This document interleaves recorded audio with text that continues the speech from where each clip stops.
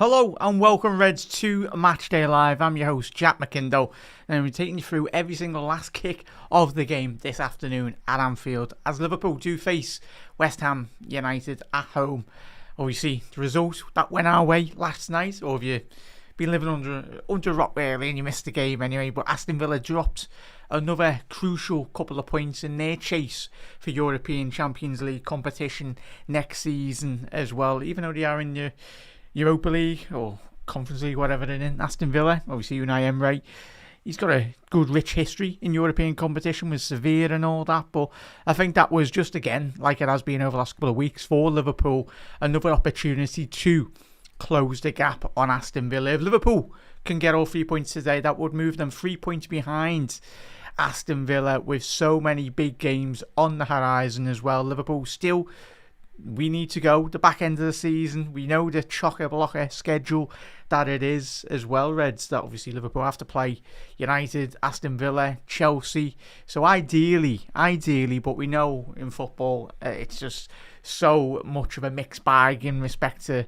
everything you get as well. But Liverpool, if we can win today, we'll move 3 points behind Aston Villa as well. Manchester United are, I think, a couple of points, 3 points ahead of us anyway. So yeah, just focusing ourselves today, Reds. Even a 1-0, as we've been saying over the last season anyway, it's just been a bit of a, I said 1-0 last week, didn't I? But I went with me heart instead of my head. I went 3-1, but I said if I was thinking with my head, I would have went 1-0, and it has been the case. And 1-0 scoreline for Liverpool over the last couple of months has been quite a regular thing, really. So, Reds, how are we? Hope you're all well anyway. Looking after each other as well, Reds. If you are new to Anfield Index, make sure you hit that subscribe button down below. Plenty of content to come this evening. Obviously, Matchday Live, I'll be taking you through all the live commentary of the game as it is happening anyway. So if you want to listen to that, if you're out and about, can't watch the game, do get involved.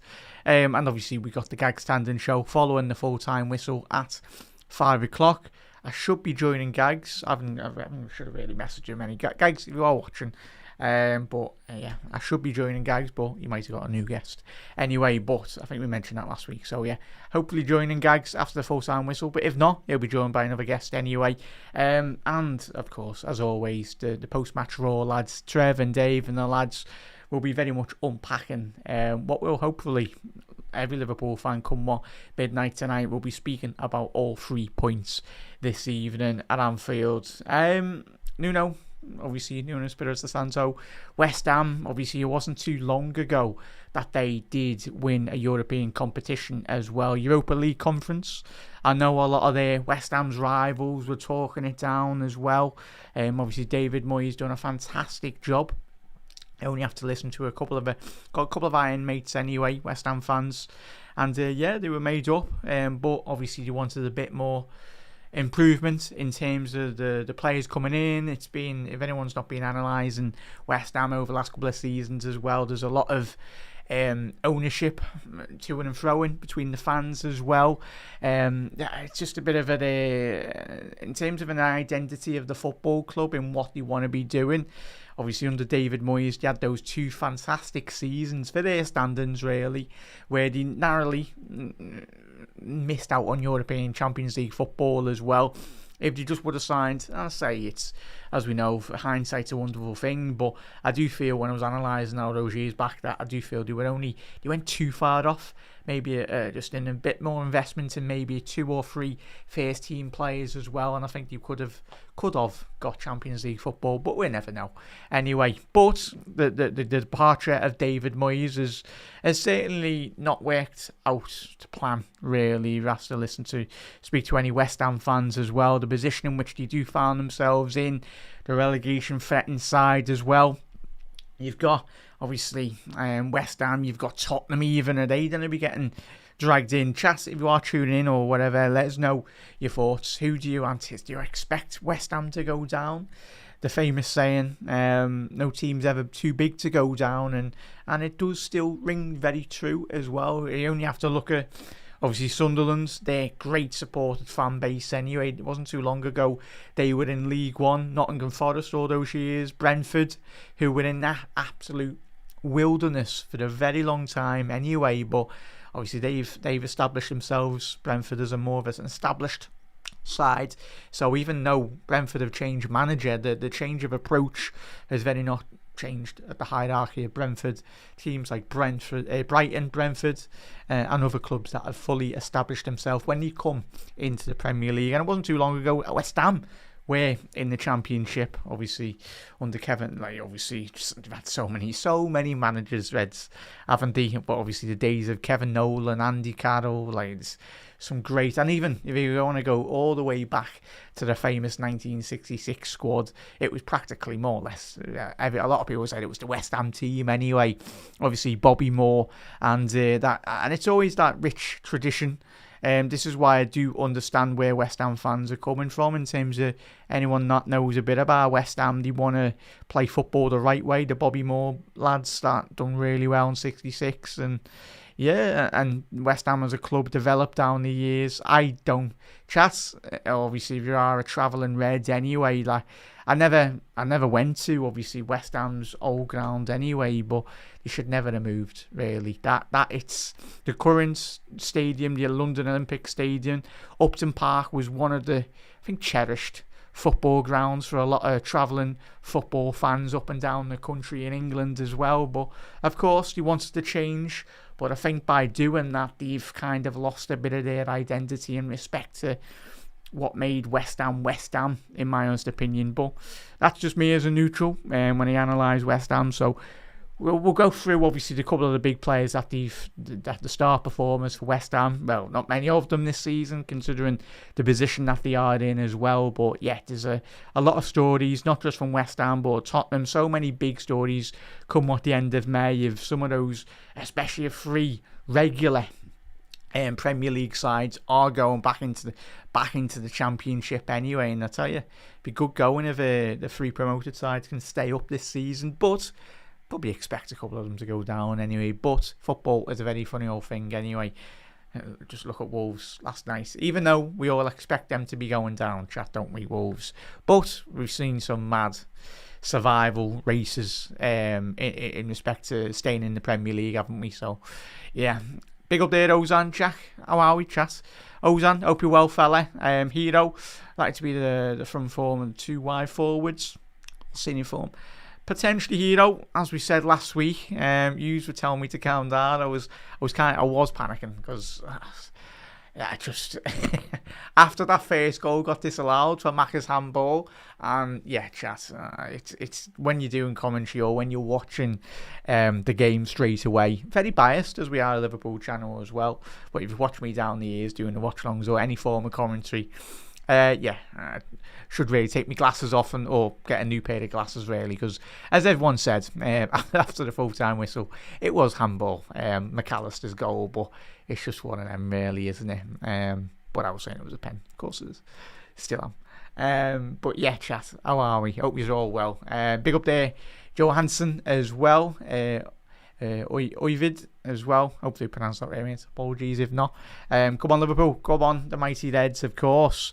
And wherever you are watching from around the world as well, everyone. Obviously, very difficult moments at the minute. Obviously, everyone makes, wherever you are around the world, make sure you are safe. And everyone, thinking of everyone in the world at this moment in time.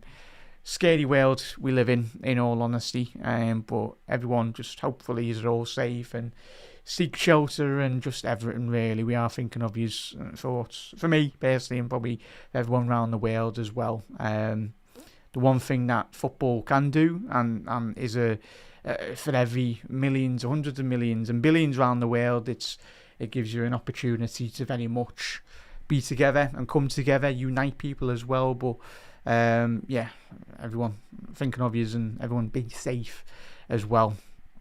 Hopefully, yes. So, scary world, chat. But on the football, Reds, Liverpool have got a massive job in hand today. As we said, it's probably going to end up being another 1-0 to Liverpool as well, Reds. But yeah, ideally just a case of hopefully we can get the performance today. And I think obviously, chat, what did you make of the case of the Champions League draw? I know obviously Dave's already done the Daily the podcast yesterday as well. Lewis mentioned a bit about it on the latest Daily Red today as well, and every Liverpool fan, we've all seen that draw, and wow, you'd think that the winner should come from the left-hand side of the draw. Liverpool's, like, that is proper Champions League football heritage. And then the right-hand side, it's, yeah, I think, I'll try and get a couple of tweets up anyway, but yeah, it was the amount of European Cups on that left-hand side, and then there's only been 1-1 on that right-hand side, and obviously that was Barcelona in their last Champions League tie as well. Arsenal haven't won a Champions League, have they? So, yeah, maybe this might be the year. But I tell you now, chat, if Arsenal don't get at least to the semi-finals or the final and they don't win the Premier League, Arteta, for me, if I was an Arsenal fan, I'd be saying get rid of him, man. Like, the amount of money that fella has signed, the amount of centre-halves he signed as well, that squad is fully capable of winning a European competition and should be a lot more ahead than they are in the Premier League this season as well. Big up there, Reds. But yeah, Ozan. So yeah, it's let us know your thoughts, as you can see on the bottom. Anyway, in the starting 11, as you can see, Liverpool. Couple of changes. Obviously, Alisson Becker, Gomez, Canate, Virgil van Dijk, Kerkez, Ryan Gravenberch, Alexis McAllister, Dominic Szoboszlai, Salah, Ekatike, and Cody Gakpo as well. And the players on the bench: Mamadashvili, Woodman, Andy Robinson, Ramsey, and Frimpong is back on the bench for Liverpool. Hopefully, he stays injury-free for a longer period. Curtis Jones, Trainioni, Chiesa, and Rio Ingemua as well. So that's, yeah, football. And in terms of the West Ham starting 11 as well, now, chat, we'll get over to them. Couple of changes, not many anyway. So in terms of the visitors today, Hermanson in goal, Aaron Wan-Bissaka, Diasse, Mavropanos, Diouf, Fernandez, Souček, Magasa, Jared Bowen, Somerville, and Castellanos as well. If you're not too familiar, obviously Castellanos, obviously new summer signing, non-summer signing, January signing. Anyway, obviously Diouf was signed in the summer. Chat, and I know Lewis has done a couple of shows on Anfield Index, and he's a massive fan, Lewis Aspinall, a massive fan of Diouf, and I think a lot of footballing people are that have seen Mohamed Diouf anyway. For me, if Robbo is to depart over the next year or so, or if he is to sign a new deal, then that's sound anyway. But if Liverpool's second backup position become available, I'd like Liverpool possibly to go and sign Diouf, because I think he's got so many great attributes. He's a big lad, 6'1", 6'2" as well. Big physical presence, but he's extremely quick. And the biggest thing for him, for me personally, is his ability to whip the ball into the box as well. He's got a very good cross on him, and hopefully we keep him quiet today, Reds. So that is the case anyway. So yeah, and obviously the summer the summer signing anyway. Fernandez, obviously, he's obviously I thought he was a bit more older anyway. I checked before. He's 21, obviously signed from Southampton as well, even though Southampton did get relegated last season. They were absolutely abysmal, weren't they? But I think he was one of their star players anyway for Southampton. I think anyone that watched or analysed Southampton with Fernandez in them, and he's certainly been one of their better players for West Ham this season. As I said, not many good signings out there anyway, but it's I think for me he's very underrated, and I think if he continues to develop in the upward trajectory, really, I think he could be one that a couple of top 10 sides in the Premier League or around European competition, they'll certainly have the scouts on him anyway. But at the age of 21, he's still got a lot of development to do in terms of football as well. So yeah, and even though you look at West Ham's performances over recent weeks as well, they've only suffered one loss. And that was obviously on match week 24 over the last 7-8 games anyway. So they had the 3 wins on the bounce, go all the way back to the 11th of January anyway. That was in the third round of the FA Cup, and that was against QPR. But since then, since January, they've only lost since the very much the was it the 1st of January, I think it was, yeah. Since then, no, the 17th of January, sorry, chat. They've only lost one game, and that was against Chelsea, and that was a 3-2 loss against Chelsea on match week 24 as well. But prior to January, of course, they had it was like 7 losses in the last 8. So hopefully that West Ham does turn up anyway. But it's just going to be an interesting game. Style contrasts, certainly, I think that can be said anyway. But as we've seen with David Moyes, when he used to rock up at Liverpool with this West Ham side, it was been to come with West Ham, mate, day before last anyway, Jay, and I just said I was very surprised on his channel, and that West Ham, even under David Moyes, he kind of did. He sat behind the ball, but I expected a lot more defensively minded performances. But obviously David Moyes, sometimes obviously Liverpool had a very good record against the Hammers on Anfield for a very long time anyway. But yeah, it was a case of David Moyes wanted to try and play a bit of football, even though he had everyone behind the ball anyway. But he looked to try and break away on those counter attacks through Jared Bowen, Paqueta at the time as well, but it wasn't to be the case, and they certainly did struggle anyway. But yeah, it's a bit of a mad one, really, in all honesty, Reds. You're just looking when you analyse their position in the Premier League table as well. Chat. Just give me 1 second. Look at the Premier League table. Get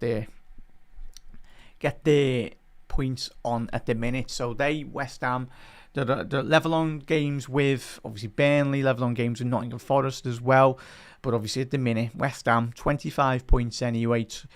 Forest in 17th, they're on 27. Tottenham, 4 points ahead of them on the same amount of games played. So, yeah, it's a bit of a madness, really, Reds. And I think we alluded to it, and everyone that's looked at Liverpool's fixture period at the end of the season.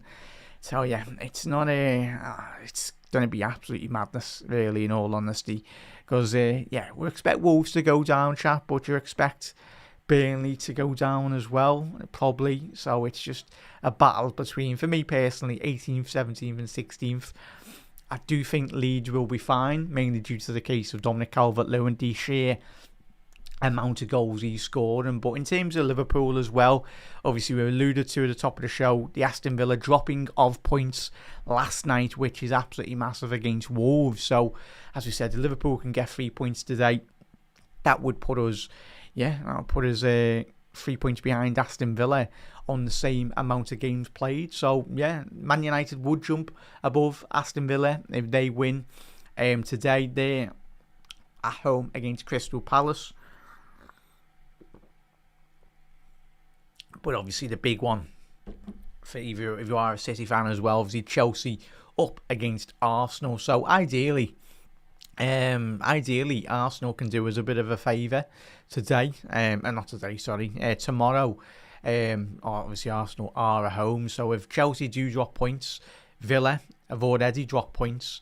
Ideally, if Palace can do a bit of business today, and that would be 2 back-to-back weeks, or 3 weeks back-to-back weeks where Liverpool have capitalised on points, and that's been one of Liverpool's, for me, frustrations for this season.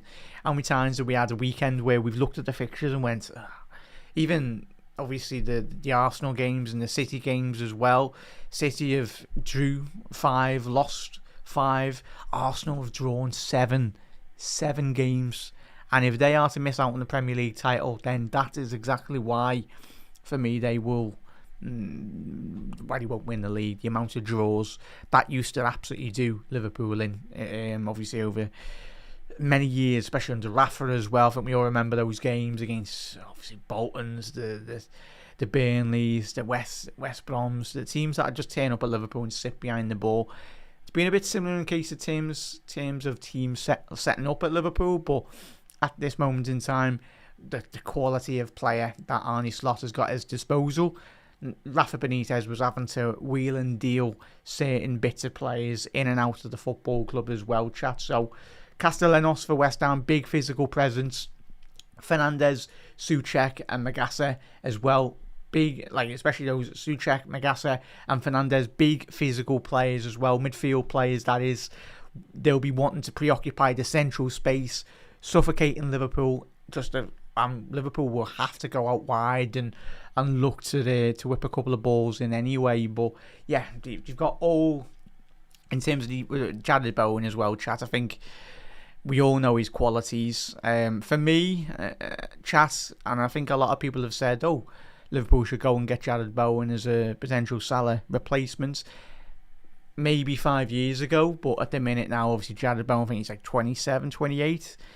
Oh no, he's 29, just turned 29 as well. So maybe 5 years ago, as a possible Salah replacement. But in all honesty, he's missed the West Ham. He's not going to be leaving West Ham anytime soon. I think he will get a new contract at the end. Not too sure if he's just signed one or whatnot.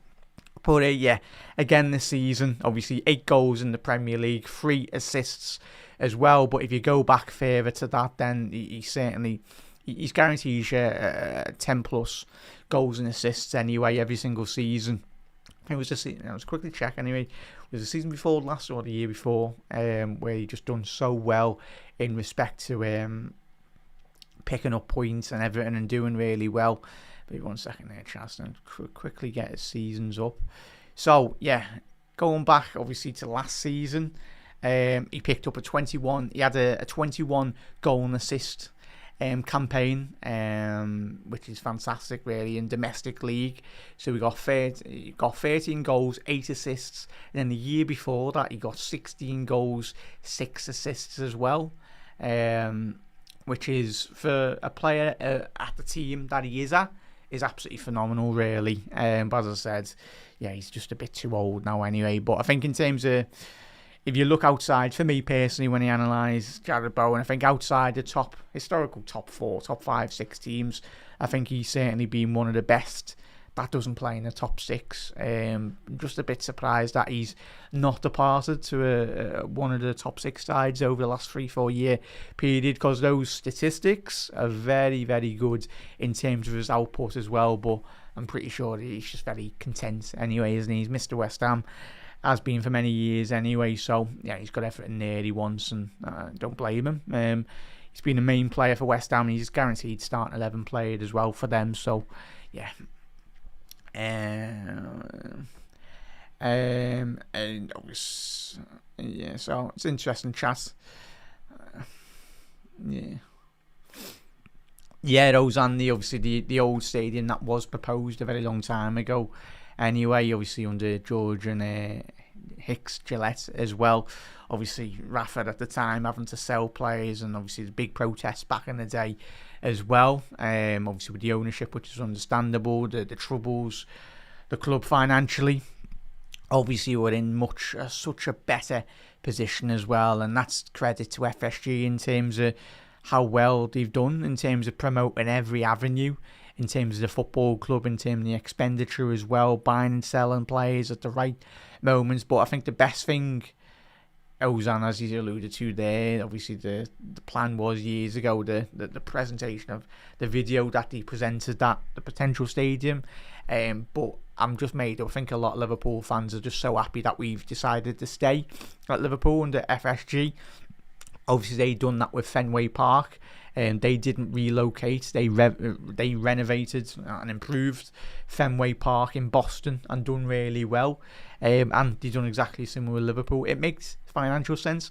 That's why I mentioned, alluding to obviously the West Ham changing of their stadium. It just doesn't feel like, I've never been, but listening and just West Ham fans as well that I've spoke to, just doesn't really feel like a football stadium. Like the running track, of course, it was the Olympic Stadium, the crown jewel of the 2012 games anyway. An amazing athletics arena, an amazing Olympic stadium, but in terms of a footballing stadium, for me, not the greatest in all honesty for me. But yeah, obviously they move for financial senses, but have West Ham benefited from that in a longer term vision? Only time will tell. But if you ask it, I think if you just ask any West Ham fan and neutrals, I think Upton Park, what a stadium that was. Anyway, But chat, get your score predictions in the comment section below. Are you surprised by, obviously, a couple of changes off on obviously the bench for Liverpool today as well? Apologies, chat, you've probably seen it on the video printer on the bottom there. Freddie Woodman, Mamadashvili, Andy Robbo, Ramsey, Frimpong, Curtis Jones, Trey Leone, Federico Chiesa and Rio Ingemua. As we know, currently Liverpool still have out Connor Bradley, obviously out for the season by the looks of it, sadly. Giovanni Leone, he'll be back early August time, supposedly 2026 as well. Back injury, it's gone down as Florian Wirtz. Chat, I'm not a big fan of this. Obviously, everyone was honouring the presser as well. He mentioned he didn't know just when Florian Wirtz will be back. Yeah, it's just that.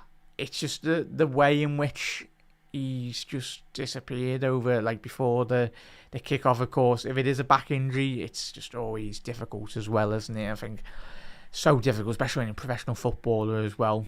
Stefan Bajcetic out as well, Endo and Isaac as well. So plenty still of quality still out from Liverpool. But obviously, as we know, Jeremy Frimpong back into the bench for Liverpool this afternoon, which is massive.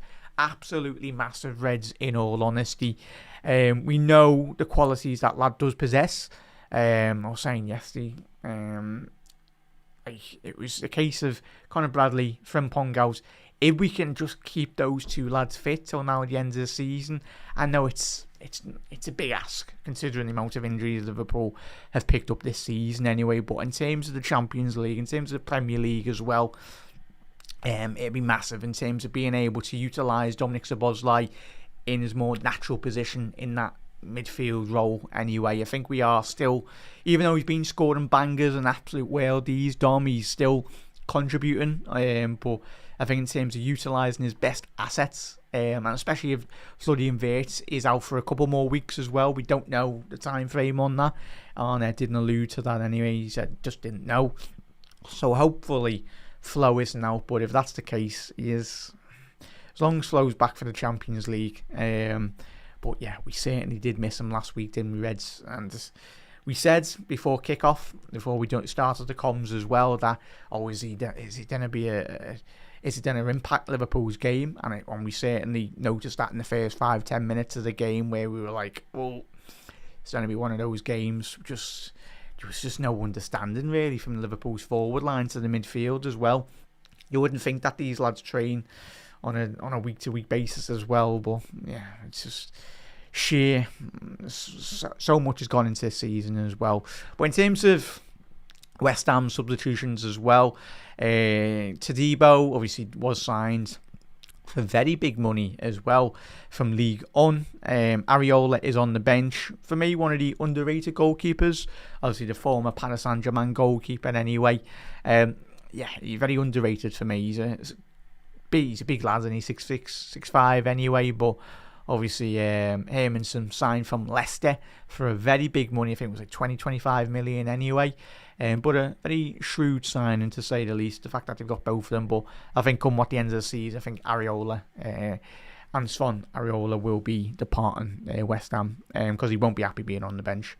Todibo, Kyle Walker-Peters as well, Max Kilman, Oliver Scarles as well, Kante, Adama Traore and Callum Wilson as well. Obviously did depart Newcastle. I think, chat, did West Ham sign him or did he just get rid of him, terminate his contract as well in January?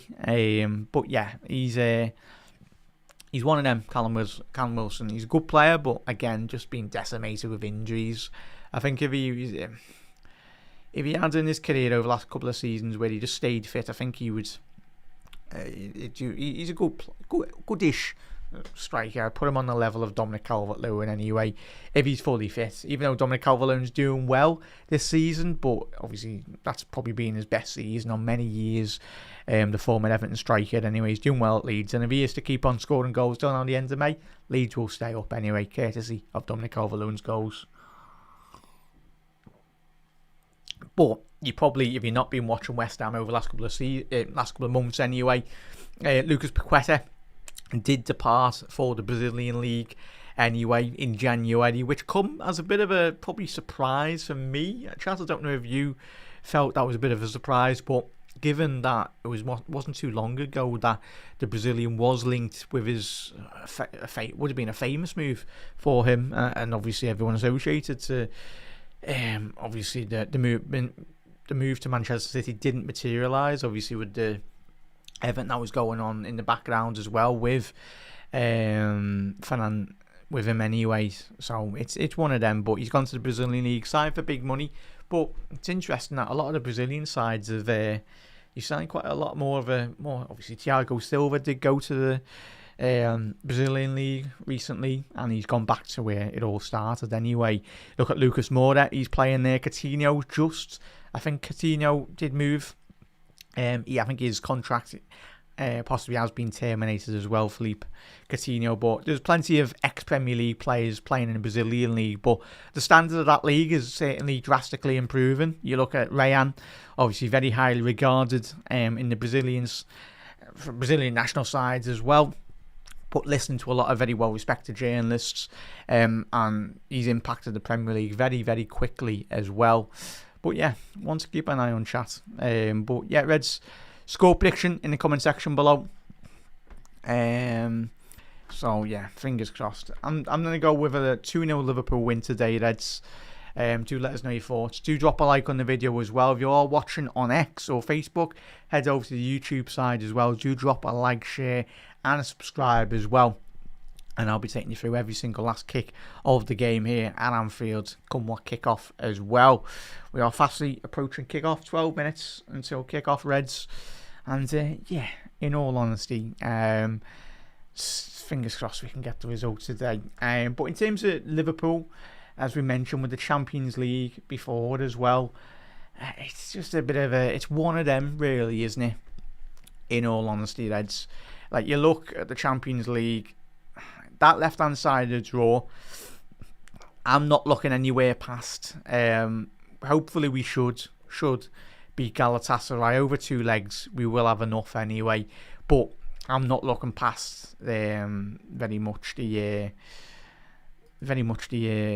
Paris Saint-Germain Chelsea game, really. I know a lot of people have said maybe possibly Chelsea might do the business over Paris Saint-Germain. It's asking certainly a lot for Liverpool, and especially last season as well, chat. Bear 1 second there, that's knockouts. So yeah, as you can see, obviously Liverpool, I'll quickly get that up for you. Apologies, chat. We know you have all seen it anyway, just so for the purpose of the stream, so everyone can see that. Let's get it up there. So in terms of the Champions League draw, chat, as you can see there, you've got potentially Liverpool in the last 16 clash, Liverpool against Galatasaray, Chelsea, Paris Saint-Germain. That left-hand side of the draw is absolute carnage, isn't it? Really, you look at obviously Bayer Leverkusen beating Olympiacos, Bodo Glimt. They could possibly get to a Champions League semi-final. They are, not just this season, but anyone that's watched Bodo Glimt over the last couple of seasons, they've developed massively as a football club. I know everyone speaks about the artificial turf as well, but yeah, I think they should beat Sporting Lisbon. And could you imagine if they do progress into the latter stages of the last 8, and you play either Bayer Leverkusen or Arsenal, then it'd be one of them really, Reds. But yeah, you look at Tottenham, Atletico Madrid, Newcastle, Barcelona. That's going to be that's going to be a difficult tie anyway. You'd expect Barca and Atletico Madrid to progress into the latter stages of the last 8. But anyone that missed the recent meeting between those two clubs as well in the cup competition in Spain, obviously Atletico Madrid took a 4-0 scoreline into the second leg anyway, which is a big surprise in all honesty. But at Liverpool, if we want to be winning the Champions League, as you can see there, the route to the final, the route to Budapest is certainly going to be absolutely chock-a-blocker as well. So, you're confident, Reds? But if we want to be winning the Champions League, and as we found out last year, but it'll be a very, very good test in terms of how much Liverpool, if we do progress, hopefully past Galatasaray, it'll prove how much we've learned from last season. If we've learned anything, or if we haven't learned, if we've learned something and we haven't learned absolutely diddly squat, really. So yeah, it's going to be one of them chats. Yeah, I know. Slots that are going to our PSG again next season. We've got to beat PSG this season if we do face them, just solely for the fact of that is, even though everyone goes about Paris Saint-Germain, if anyone's not watched them, I'm watching goal stands this season, and yes, they haven't been at their flow and best this year. Obviously, you look at Lens competing with them at the top of Ligue 1 this season, but Champions League, it's just been a bit of a mixed bag, really. Very strange, but as we found out at kind of this point last season as well, obviously Paris Saint-Germain, yeah, it's they found form at the right part of last season as well. Sadly, Liverpool, that is when our poor form did very much creep in, especially in Champions League. We got absolutely battered in the first leg. Even though we won that first leg, somehow, we say somehow, it was Alisson Becker pulling off one of the greatest ever European performances in a knockout game. Yeah, that game, first leg, should have been about 6-1, 5-1 as well. If we didn't have Ali, probably would have been that anyway. But second leg again, played really poor. Didn't create enough chances, or didn't really capitalise. Obviously, Kwanzaa header, it was off the post as well. On another night, that might have dropped in the other side. But yeah, if we do face Paris Saint-Germain, first we've got to get past Galatasaray. But if we do play PSG, we've got to really put them to the sword, really, and put in a much better performance over 2 legs. Good evening, Jack. Good evening, Storm. How are we, bud? As well. Yeah. Yeah, chats. Sheriff, as I say, bud. Obviously, I think the lads have done a piece. Obviously, a couple of very good articles over It Was Always Liverpool as well, chat. So, good to see a couple of new faces in the watch-alongs as well, Red. So, make sure you hit that like, share, and subscribe. If you are new to Anfield Index, head over to AnfieldIndex.com to find out even more and to listen to all the podcasts. If you are a pro member, obviously, if you do subscribe, become a pro member, you can listen to all the podcasts with no adverts as well. But yeah, obviously YouTube's just a little bit of a preview of some of the shows that we do over there. But obviously, if you want to head over to Anfield Index Pro, become a pro member. If you want to pay monthly, it's £7.99 a month. Comes in at £4.99 a month if you pay through an annual subscription for Anfield Index. Comes in at build of £59.99. But just as little as a coffee gives you all. It comes in at £4.99, just basically a coffee nowadays, isn't it? But yeah, just opens up a wider, greater catalogue of great LFC content for you to get stuck into every single day. There's something new over at Anfield Index on YouTube. On the article side as well, It Was Always Liverpool. Click the links in the description to check out even more as well, Reds. And yeah, let's hope this season, there's still a lot to play for, of course. Liverpool, ideally, if we can get to the Chelsea game and the Villa game with a bit more of a bit of breathing room, really, in terms of maybe a 5-6 point swing between us and Chelsea or even Aston Villa, that would be ideal, really. But ideally, you don't want to be going into those games where you're needing a win. Let's pick up the points today. We've picked up the points over the last couple of weeks as well in the Premier League. Yes, they've been scrappy, but as I said with Paris Saint-Germain before, if this is the moment where we kind of grow into a lot a bit more of better form, even though the levels this season that aren't the highest, but given the quality that is in the Liverpool side, we all know that. That's what's so frustrating for all of us, and even probably the players themselves, and even Arne. There's quality there, but that's football as well. Yeah, fingers crossed the lads can succumb to a bit more better form, and I'm confident about that, Reds. I know last couple of weeks, the year in terms of the performance level hasn't been the greatest, but I think, as we mentioned, with some of the players that are out injured, and some of the Viaplay interview, I think Dave mentioned that already this week. as well, spot on. He was speaking to a couple of the contacts he knows. That Viaplay interview, Chas, don't always believe everything you see on social media as well. As Dave was saying, some of the quotes were exaggerated, really, in respect to the Viaplay interview.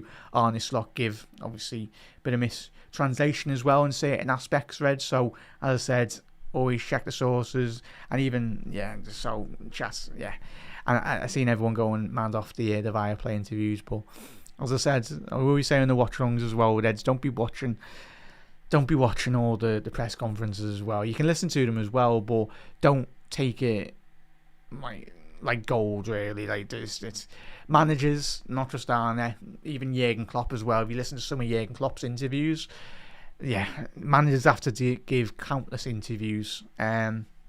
It's sometimes it's just you give an answer just to fill in the gaps, really, and fill in the noise and fill in the articles as well. So it's just going to be one of them, Reds. But the players are coming out of the tunnel here, Reds, and Liverpool are fastly approaching kick-off. Chat, get your score predictions in the comment section below as well, Reds. Fingers crossed Liverpool can get back into Champions League this season.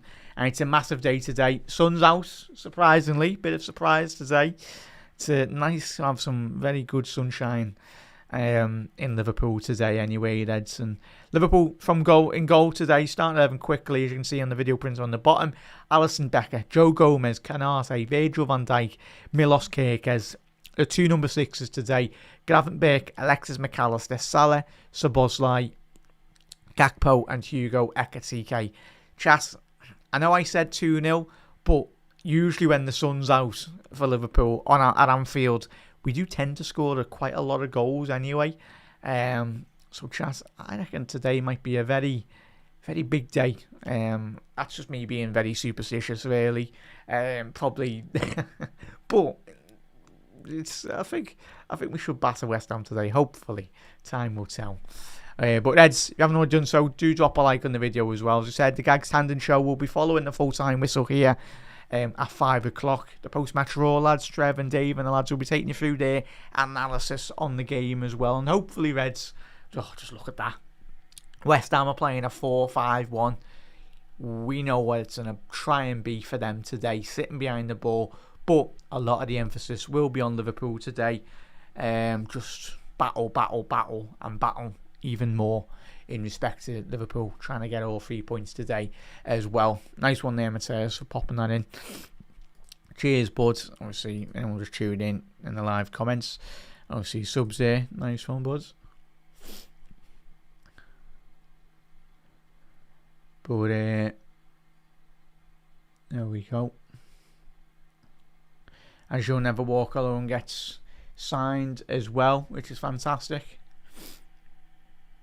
And Liverpool is all about inclusivity for everyone as well from around the world. It's fantastic. So, You Never Walk Alone. Big 3 points today. Big 3 points. Chat. Yeah, the sky's blue. Oh, there we go, you know. It's better you do the poetic stuff than me. I'm absolutely awful at English in general anyway. As you can tell from some of the title and the thumbnail. Doing the title and thumbnails as well, chat. But yeah, chat. Fingers crossed, Liverpool. Big up there, chat. Do like, share and subscribe as well. But yeah, if you are wanting to sync your commentary up, obviously we've got the timer in the top left anyway. So there we go.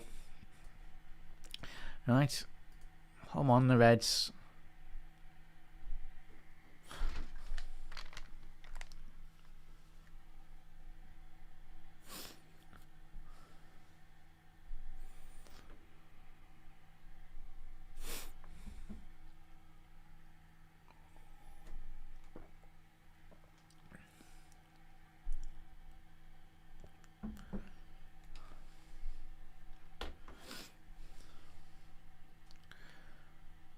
Fingers crossed Liverpool can get all 3 points today, Reds.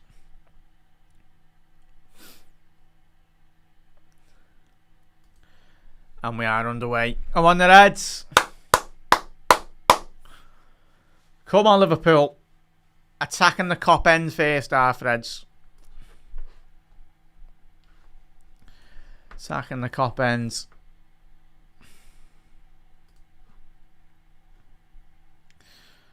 Yeah. Liverpool have got a job here to do. West Ham shooting from right to left first half. Liverpool from left to right. West Ham in the white kit today with black shorts. More Castellanos. He's a big physical presence. Likes to get involved as well. They did sign Luca as well from Napoli. We know West Ham love no, not West Ham. He signed for Forest, sorry, chat. Mentioned him last week, didn't we? But yeah, don't know why he thought to play for West Ham. Obviously, Kufal did depart to Hoffenheim as well. Obviously, he's done really well. The former West Ham right back anyway. Done really well in Germany since, I think he's clocked the quickest speed of a player in the Bundesliga this season. The Czech Republic fullback, the former West Ham right back as well. Bit surprised that they got rid of him, if I'm being honest, Sufal, but one of them really that obviously bringing in a player of Wan-Bissaka's quality down the years. Long searching ball, been a bit of a mixed bag of a start really today. Ball through and all the way to Alexis McAllister. Edge of the penalty area, intercepted by Wan-Bissaka. Liverpool win that ball back really quick through Hugo Ekitike in the edge of the penalty area. West Ham very bit all over the place at the minute. Szoboszlai couldn't quite get that ball through there. It was nearly an integral through ball by Mohamed Salah, just trying to dink that in behind the West Ham defence. But opening a couple of minutes here, Eds. The remit for this Liverpool side is try and get that ball back as quickly as we possibly can, and as high up as we possibly can as well. As we said, trying to suffocate them in their own half, but don't allow this West Ham side to sit behind the ball, even though they have got five banks, a bank of five across their midfield. Might as well be a sixth out deep. Castellanos is at the minute. Salah, little give and go with Gravenberch. Very good quick feet there. Hermanson's collected that.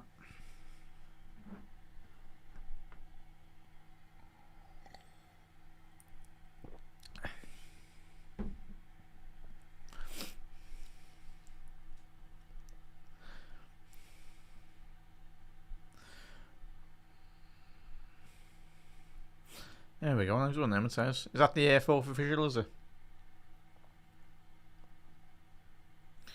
Obviously Nuno Espirito Santo as well. I think Forest fans certainly, I think football fans in general as neutrals, we were all very surprised that Nuno did depart Nottingham Forest, but Forest have been through like 4 managers already this season. But I think if they give him time, West Ham, I think he'll do well. And I think the main, as we know, the remit for everyone down there, the bottom, is to stay in the Premier League. But I think if you give Nuno the funds, if you give him the right timing, but as we know, West Ham, Forest, Leeds down the years, you've all been a bit too quick to get rid of the managers, which is understandable. Multi-million, hundreds of millions pounds worth of, if you stay in it, in the Premier League. Dominic Szoboszlai moving the boom arm there. Just in his way when he's trying to take a corner. The little miniature boom arm. Ball into the box by Dom. Away by Diouf. He's really good here, elite. The Senegalese fullback. Oh, ball to find Ekitike in the box. Get in, Hugo, 1-0. A lovely strike to the front post. I think it might have took a deflection, but I might be giving him a bit disservice, really. But I need a better angle on that. But it was a lovely ball by Liverpool on the edge of the box to find Hugo Ekitike on the left-hand side, the penalty area as well. And that is exactly what Liverpool needed in the opening stages of this game. As I said, chat, the sun's out. Liverpool are going to score loads of goals. Oh, it's a lovely, lovely ball by Gravenberch. I think that takes a touch off the central defender. Ekitike, yeah, it takes a deflection, but it's going to be on target anyway. So that will be a go down to Hugo Ekitike goal. And 5 minutes into the game, Reds, that's exactly what we needed. Now the emphasis should be on West Ham to push up a bit more higher, considering they are 1-0 down. Hugo, he's doing the gladiator celebration there. The thumbs up there, Hugo, lad, is right. And today is National. I think I've seen something today on the socials. National Scouts Day is right, lad. So I didn't even know there was a date. Well, if it is a day to celebrate, shout out to all the Scousers out there. But yeah, just another normal day. But if it means Liverpool can win 3 points, then sound. Happy days. But big up there, Trev. How are we, lad? Hope you're well, mate. Big up there, Mark, as well. No injuries. Yeah, no injuries today. Obviously, Mark saying 3-1. But there we go, chat. If you are tuning in, a goal from Hugo Ekitike. That should be going down as his goal, chat. Yes, it takes a slight deflection anyway, but it was going on target. But that's more of what we want from Ryan Gravenberch, chat. On the edge of the penalty area, he got into an advanced position. But you know what? It's because he took a risk, Gravenberch. He anticipated it. If he anticipated that and lost the ball, or he got in behind, then fair enough. But for me, that's what Liverpool haven't been doing enough this season. Taking risks and just having mainly the ability to pass that ball forward on certain weeks. But yeah, that's exactly what we ordered, really. A nice early goal. Now, hopefully Liverpool, we are learning over the last couple of months as well. Now go and get the second, go and get the third and fourth if we possibly can, as quickly as we possibly can as well. But yeah, if you got him in your FPL, a Ryan Gravenberch assist and a goal from Hugo Ekitike as well. But yeah, just got it. It was the quickness of Hugo to get that shot away as well on the left-hand side of the penalty area. Took one touch with his right boot just to settle himself, and then he absolutely blasted into the bottom left corner as well. Our bottom left, the goalkeeper's bottom right as well. So a nice, good start. And good closing down there by Cody Gakpo as well. But yeah, I've been very impressed by the way, as we said there, chat. I don't know, you've picked up on that as well. The pressing from Liverpool in the opening, as we approach the 10-minute mark very soon as well. But the opening 10 minutes of this game, like, really good in terms of the aggression. Like, the pressing seems to be a lot more better today, chat. It looks like they've looked at the Aston Villa result and went, oh, we'll have a bit of that. Like it was last week when teams around us dropped points. Said last week, that should be the team talk. Just look at the fixtures and the players in the squad as well. Arne doesn't really need to give a team talk. The players should just go out there and go, right, let's go and get Champions League football for next season. And then we go again. And then whatever happens in Europe, then even better. Lovely touch by Gomez. Lovely control with his fight. Brought that down. Good 20-30 yards as well. But West Ham have won the ball here. Going down the right-hand side. Aaron Wan-Bissaka. On the overlap. Good interception there by Alexis McAllister. There we go, Reds. Get in. Yeah, it's all about confidence here, though. How many we've all watched thousands of hours of football. Is that not a foul? No, referee. Kirk's going to be the first corner for West Ham here. Come on, Reds. That's the biggest test. The absolute land of the Giants and that West Ham team anyway. I felt that was a foul ball. Suchak against Kirk's. Certainly a bit of a mismatch. In the height advantage anyway. Get to that Matthias in a sec. Ball in by West Ham. Mavropanos, I'll tell you what, should be doing better to get that on target, really. Yeah, it was a ball whipped in by Jared Bowen. And Mavropanos, good defending. I think that's... Who's marking him there? I think, yeah, well, Mavropanos went into the zone. I think it was Gravenberch and Big Virgil anyway, but yeah, I tell you, Virgil, as we know, he's an absolute man-mountain. But we certainly needed him from an aerial perspective. As we know, he ticks all the data charts. High percentage of aerial duels won this season in the Premier League. Going forward here, Fernandes for Southampton. Done well to break through. Somerville off the left-hand channel here. Ball in. Cleared by Kirkers. Not the best of clearances anyway. Somerville on the byline. It's going to be a second corner for West Ham. But yeah, it's a bit of an interesting clearance by Kirkers, but it's done the job anyway. But Joe Gomez, it's refreshing to see him back, Reds, isn't it? Obviously, talk at the beginning of the season of him possibly going to one of the Milan sides or even at the end of this season. But if he is to depart, hopefully he can get a goal before the end of his Liverpool career. That would be great. Cleared at the front post. Bit of a melee there. And I tell you what a miss that is. And it's Mavropanos again. If that was Jared Bowen, that would be 1-1. Luckily enough, that's fell to a centre half there. That's the second phase of play. Dom, it drops right in front of Mavropanos, who's 2-3 yards out. He just panics there on the swivel. Just needs to keep that down, but it's a typical centre half finish that. Just panicked really. But yeah, we need to be on it from minute one here, as we have been so far, touch wood. But yeah. Yeah, plenty of time here. Salah, yeah, chats. There'll be plenty of goals hopefully today. And ideally, as we say in the watch-longs this season, the players that are going through a bit of a barren run in terms of not getting many goals over the last couple of weeks, it's just good to give them a bit more better confidence as well.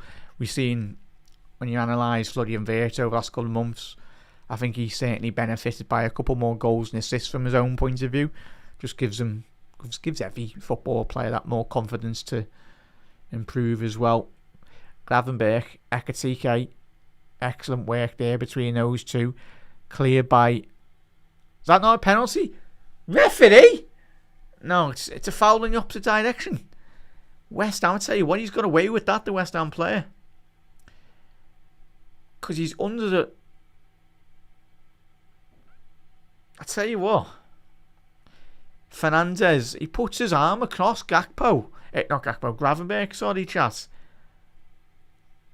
Gravenberch doesn't even touch him. But yeah, it's a foul for West Ham, strangely.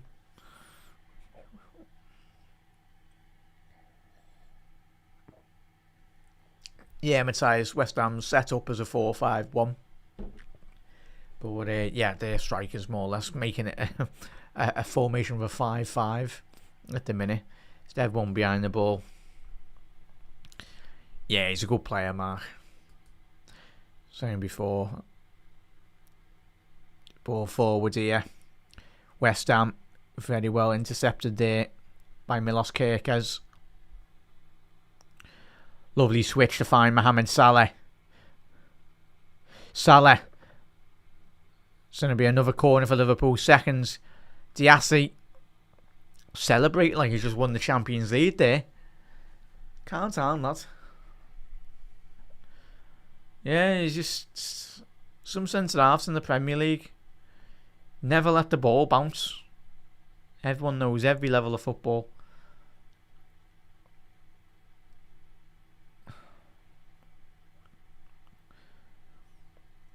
Salah. It's going to be an in-swinger here for Mo. Come on, let's get a second goal here, Eds. Come on. If we can. So quarter minute mark in here. Ball in, cleared by Juve. Somerville on a potential breakaway here. He's done well here, Somerville. It's a 2v2 across the halfway line. He's got options ahead of him. He's got Wan-Bissaka inside the penalty area. And very well done, Maka. Tell you what, it was a very well played counter-attack by West Ham. But Alexis McAllister put out that fire with a crucial interception. It was a 3-on-3. And Maka coming across really well, reading the game excellently. Oh, we've actually got a foul against Souček. That's surprising. It's the first. But yeah. Yeah, but it's the quality they do possess, West Ham, on the counter-attack. I see Somerville, former Leeds United player, did score, didn't he? In that win a couple of years ago at Anfield. Fernandez edged the penalty area. Liverpool just got to be careful here. We just allowed West Ham to have a bit more better joy with the ball. The first little bit of spell of sloppiness from Liverpool on the edge of the penalty area. Liverpool just got to be resolute and switched on here. Reds, if you haven't already done so, do drop a like on the video as well. Hit that subscribe button to Anfield Index if you are new.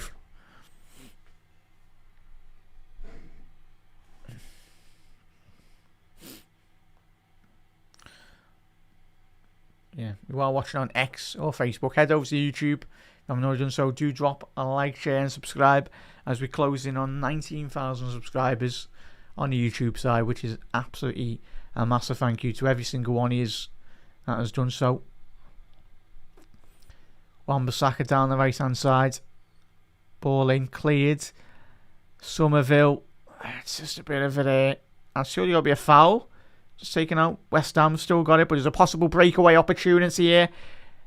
If Ekatike couldn't quite get it round Mavropanos, and West Ham have won that ball back very quickly. It's a bit of in the balance at the minute, the last 2 minutes. Very bitty football in terms of both sides not being able to keep hold of possession. Ball into the grateful arms of Alisson Becker, and I think Ali's going to be keeping hold of that for a good couple of seconds.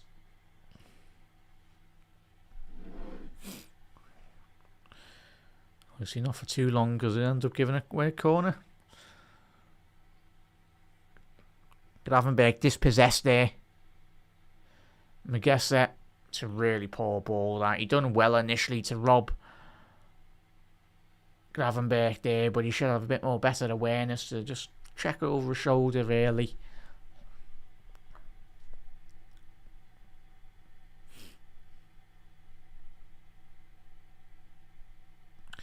Chat, happy with the first opening 20 minutes.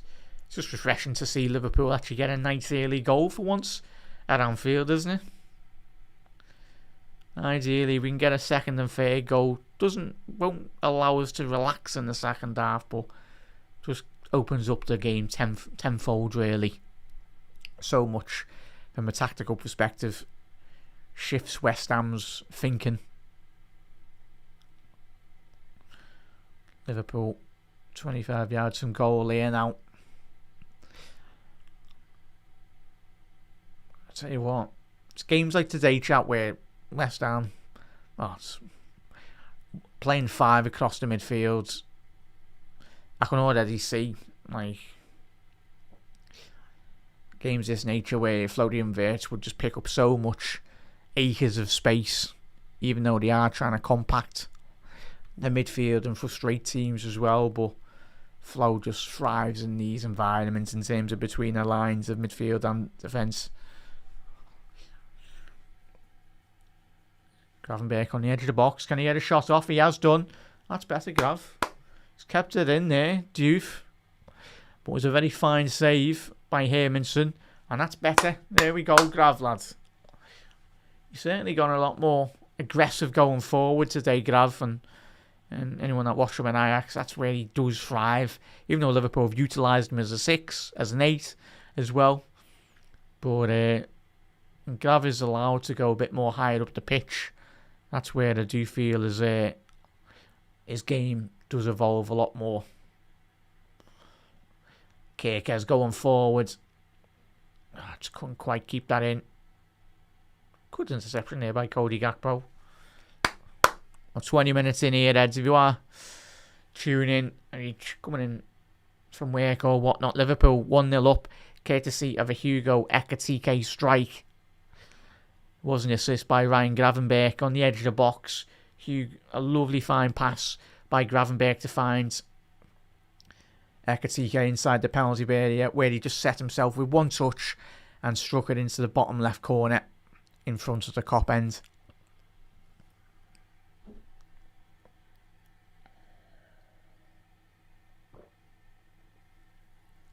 Never walk alone, Diogo.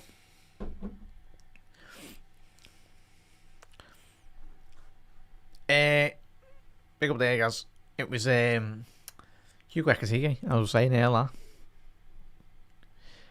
Big up there, this though. 20 minutes.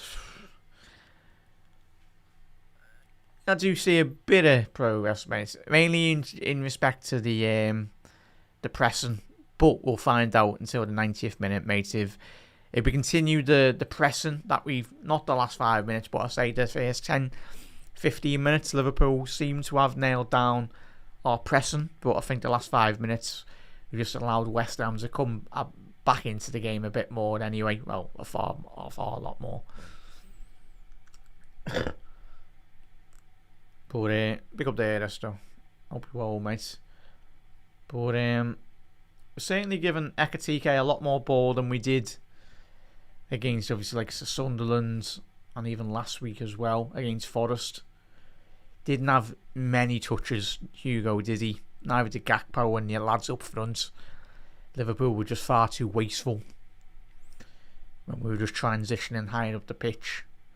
But the second goal wouldn't go amiss, really. It would be nice. Come on, Reds. Second goal settled the nerves for everyone watching around the world as well.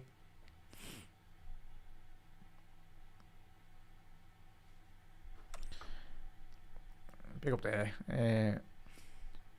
Big up there, Plow. Wait 1 second, I'll get to that comments in a sec, mate. Is that going to be our ball? I think it will be another corner. There we go. Yeah, chat. I'll get to you, comment there, Plow. Supposed has been class, but I prefer weight in the 10. A bit deeper, in my opinion, when playing. Yeah, it's just that variability, really, mate, isn't it? Like the different options that we do have in terms of playing for Liverpool. Yeah, thank you. So clear to the front post. But yeah, it's great that as a football club, I think we all remember the years of Steven Gerrard, like carrying the football club on his shoulders for many years. I think if Stevie was in this side, I think he'd be made up. Oh, there's a West Ham player in the... Because obviously Stevie, as we mentioned already on today's pod, Rafa had to wheel and deal for certain players, but the amount of quality in this Liverpool side, and certainly going into next season as well, there will be a lot of investment. Ball in by Liverpool. Get in! 2-0, big Virgil. There we go. Get in, Reds. Got the second goal that we've needed. Doing his hallmark celebration. It was a lovely ball in to the penalty area. Get in there, Reds. And Virgil van Dijk, who very gratefully, and Nuno Espirito Santo's game plan has gone out the absolute merry window as well. But there we go, Reds. Lovely ball into the box. There we go. He's against 3 defenders there, Virgil van Dijk. And he's put that into the bottom right corner there. I don't know if the referee's going to disallow this, chat. He shouldn't. But Hermansen, Gomez is in an offside position, but Hermansen's going to be nowhere near this anyway because it's that good of a header. What a header that is by Big Virgil into the bottom right corner. Come on, ref, give us it. Give us the second goal, please. But yeah, as I was saying, chats, this is going to be getting disallowed, I think. I was going to say, as I just said there's no effect. Get in. It's stood there, chat. Get in. It's the thing. Football's finished, man. You can't celebrate a goal no more with VAR. Ugh. It's 2-0. Get in there, Eds. But it just... You can't properly celebrate, can you? Even if you're in the ground or wherever you are watching or listening as well. But 2-0 there, Eds. And it was Dominic Szoboszlai getting yet again another crucial assist. Tell you what, chat. It's fantastic when Liverpool have scored 2 goals. And as Aristo was saying there, much better by Liverpool. As you said there. There is certainly a lot of progress, mate. But the big games where we're playing against the likes of Galatasaray, the Paris Saint-Germains, the Uniteds, this is where, like, we're at home. We should be expected to win today. But what you can do is just trying to put in the best performance you possibly can. But the aggression, chat, anyone watching or listening to the commentary, it's been much better. Much better.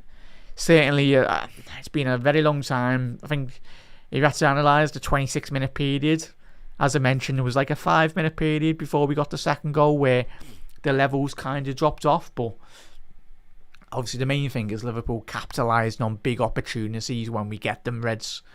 We've had 2 big opportunities in the game and capitalised on them both as well. And we've punished West Ham. Not just West Ham, but everyone in this season. That's probably been a frustration of mine. I don't know how you feel, Reds, is just Liverpool in the games where we're just missing some big opportunities. Like, game state is so important in terms of when you do score those goals as well. Like, if you score in the first 5-10 minutes of a game, it just gets the whole ground up. It gets everyone up. But if you go, like, say, 40 minutes without scoring at home, the nervousness and absolutely everything as well, like, it kind of creeps in to your overall performance. So, 2-0 in Reds. Absolutely buzzing. Brentford 2-0 up in their game as well, Reds. And Everton are winning 1-0 against Newcastle. And the main one, we're 2-0 up. Get it. But yeah, chat, there's any thoughts on the opening as we approach the half an hour mark. There we go, set piece again, ole, ole, ole. Tell you what, chat, we'll take another 10 set piece goals over the next couple of weeks. It's refreshing to actually score off a set piece and not concede, isn't it? I can't say that. I've been given Arsenal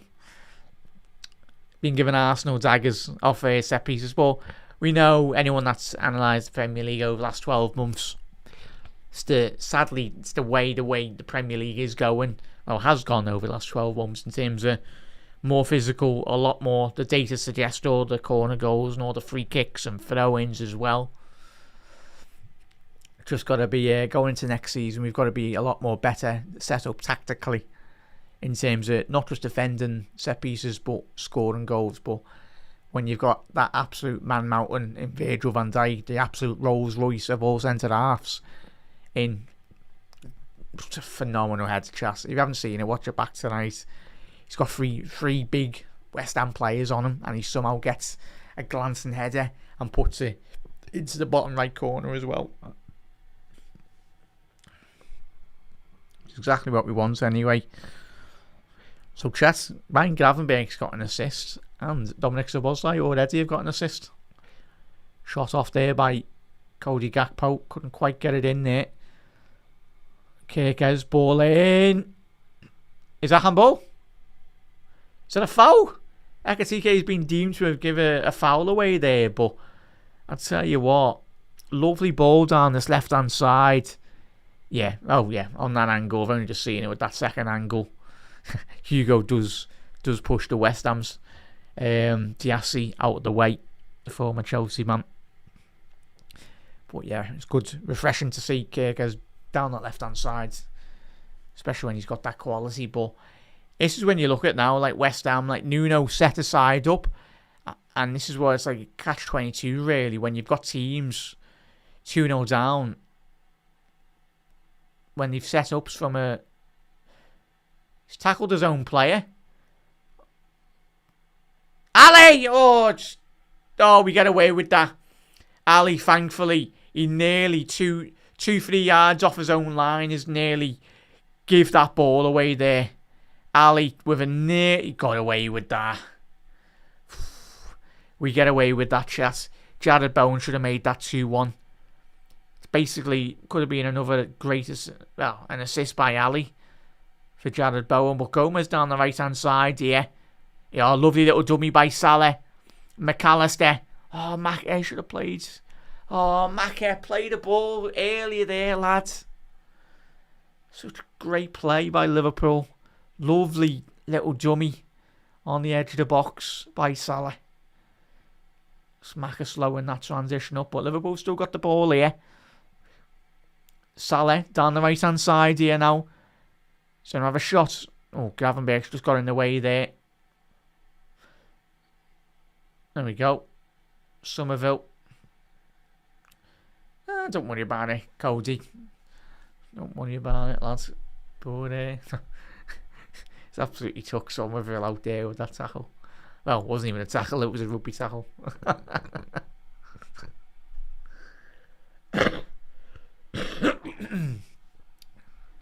Well, there we go, chat. Yeah, chat, that's a change. Well, I've said 2-0, so... But we want more goals, Eds. Sun's out. It says, is Thiago got both goals as well? Yeah. Big up there, Plow. Yeah, it's just... Go on, Liverpool. Going forwards. Kirkes, get your heads up, lads. Ball into the penalty box. Oh, excellent defending. All the way back to Hermanson there. But yeah, it's just... especially if you're in the ground, though, like, how many times have anyone's gone the ground and you celebrate and then you're waiting 5 minutes later? But yeah, VAR, yeah, chat. Thankfully it was given, but knowing the officials in this league, chat. Oh, that could be it. West Ham fans screaming for a penalty there, Big Virgil. It's going to be getting checked anyway. But Virgil van Dijk, there's a West Ham player on the ground there in the penalty box. Ball in. Oh no. Oh, give that man an Oscar. That is a horrendous dive, that. That's one of the worst dives I've seen in the Premier League. That's embarrassing. That is so bad. By one of the West Ham forwards anyway. Castellanos doesn't need to be doing that. I don't even know why. Mad. Yeah.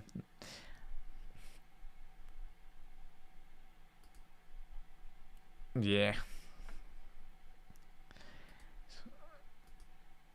Yeah. Interesting player, isn't he? But if I was to pick a player from...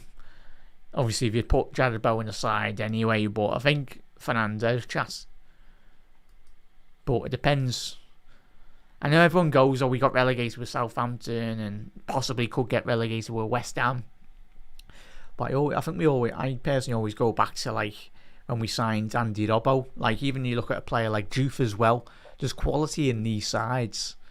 Like Juve is a phenomenal left back. I think he'd be a phenomenal backup to, I think for the longer term for Liverpool if he was to come in. It's just about trying to create that competitive environment in every single position as well. In an ideal scenario for next season, if we had Bradley and Frimpong fully fit, but that's not an ideal world because we see in this season Liverpool being massively stretched with injuries. But yeah. I think there was a report, was it speculation over the last couple of weeks as well that Robbo might sign a new deal or whatever happens anyway with Robbo. But Fernandes, for me, Chassie's fantastic. Anyone that's probably watched West Ham, we can all see his qualities. But if you surround him with better players as well, then his level will go up.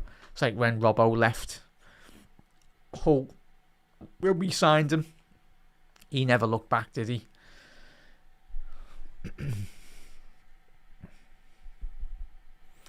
Joe Gomez, very good defending there, lad.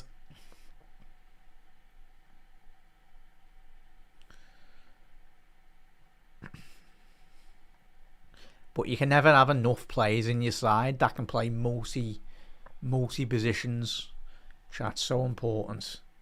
And that's a massive part, as we all know, of Liverpool's recruitment. It's that ability, if you are a good player, but you've got to be able to play not just one position very good. That's why I was a bit surprised in the summer where Gravenberch giving away.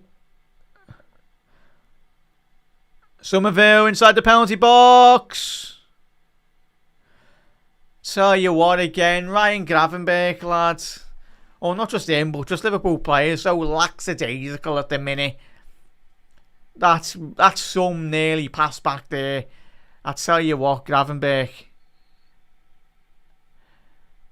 Surely he's got to be scanning the pitch. Just have a scan before you even just need to be reading the game better, man. So all the hard work we've done, 36 minutes. Yeah. Big save by Ali again. Wakey, Reds, come on. Switch up. Come on, Anfield, get behind the lads. Liverpool in the counter-attack here. Go on, Hugo, chase that. He's got that, Hugo, down the left-hand channel here now. He's got Gakpo ahead of him. Ekatike just inside the penalty box. Ball to the far stick, cleared. That's Liverpool have done well to get a corner out of that. Anyway. But at the other end of the pitch there, West Ham knocking on the door again. It didn't get quite the right connection on that. The West Ham forward. Oh no, Souček, sorry. Breaking into the box quite late. But Ali Becker still had a job to do and he done it really well. Smothered the opportunity away from the front post. Come on, can Liverpool get a third here? Salah in swinger this time. Ball in.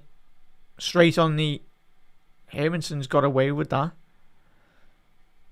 He's cleared it. Don't foul him there, Dom. Don't foul him. He's going into no man's land. Here we go. Well done, Reds. Wan-Bissaka. Possible breakaway here for the Irons. Wan-Bissaka. Lovely peel off from Jared Bowen. Ball into the box. And again, come on, Ali. They're out of position now. Quick air. Just come on. Come on. Wan-Bissaka and the lads are out of position there. Get behind them down that left-hand channel. Don't let them get back into shape. Oh, it was a great interception there by Kirkers as well. Chaz on the replay. Crucial interception. And to end. Cody Gakpo, come on, get your head up. Cody, lovely ball to find Kirkers. Kirkers found McAllister. Diassi gets a touch on that. And the second block in there. Tell you what, you're getting your money's worth today if you turned up to Anfield. Absolutely. End-to-end football. The last 5 minutes. But in terms of Liverpool getting 2 crucial goals. But I think Liverpool, and certainly Arne Slot on this Liverpool side, can sniff blood. Get that third goal. And try and just put West Ham to the sword. And just not say it's over and done with. But a 3-goal scoreline. It's a big cushion. And a big advantage going into the second half. Just need that third goal. How many times have we scored 2 goals this season and we've just switched off? Not been on many occasions this year where Liverpool have just gone and banged in a couple goals anyway. Is Kirkers okay? Noah Milos, he puts absolutely everything on the line anyway. Let's have a little look what happens there. Oh, he just whacked at the surface there, referee, rightly so. It's a big, he's hit the ground. Obviously concussion. Tell you what, Milos, take your time, lads. We're winning 2-0.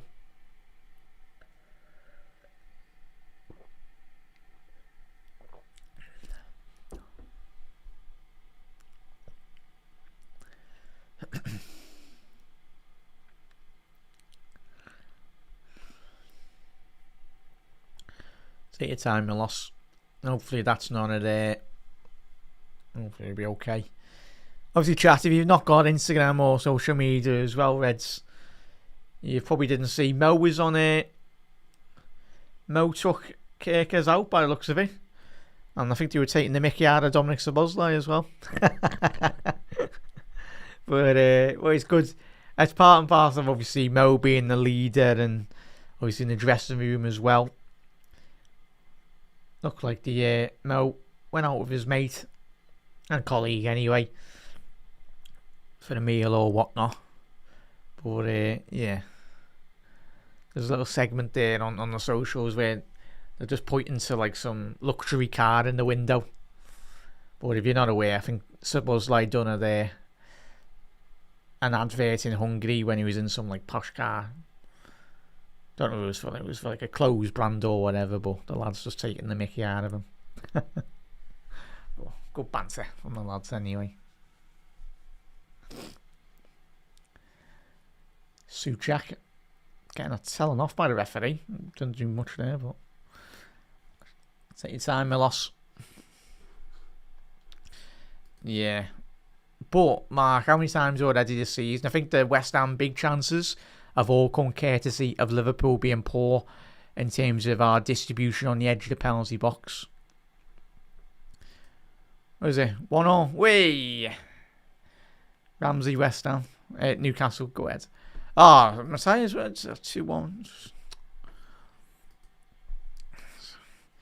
That must have been a PR kick-off goal, that.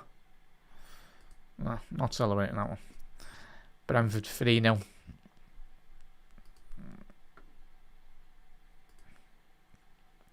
Just switching off, mate. Just switching off. Salah inside the penalty box. Szoboszlai, oh, lovely touch. Ekatike! Oh, what an interception that is. Mavropanos. Hugo done well to just dummy and send one of the defenders back, but tell you what, well played by Mohamed Salah there and Dominic Szoboszlai. He's dummied it, thinking that he's going to shoot on his right. He's ball rolled that with his right boot to try and just finish and finesse that into the bottom left corner. But Mavropanos celebrating like that, understandable. It was an integral interception there. 3 minutes left to go before half time. Ball into the penalty box, cleared. McAllister, get in! Oh, what a goal! Macca, lads! But tell you what an assist by Ekatike. Macca's just hit that on the volley. Wow. Now, this is Liverpool playing at their pump in terms of playing with full confidence. Wow, another set piece shot. We take that. It was like the second or third phase. Nuno, you can park your bus, lad, but we go again second half. Salah ball in.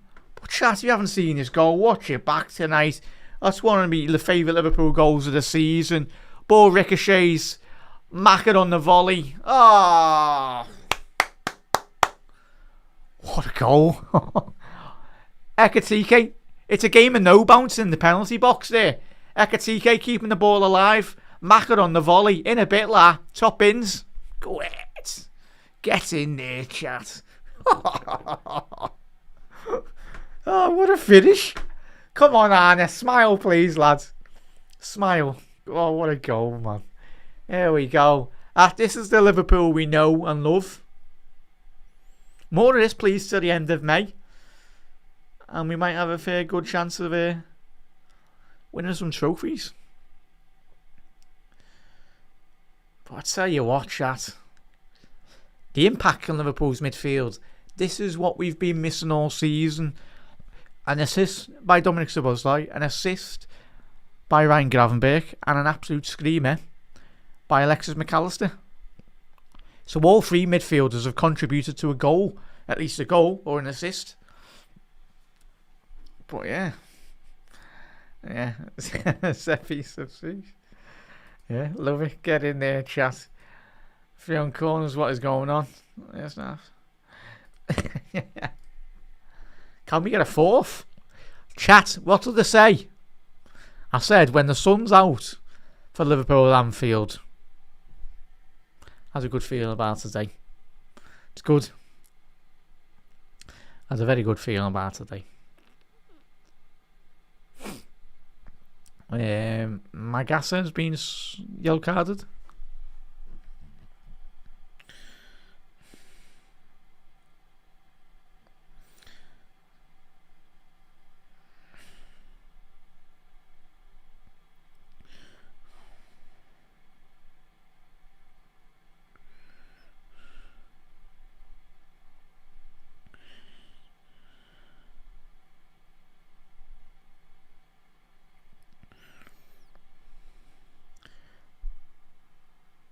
Oh, Gomez nearly got his goal. No. Joe Gomez.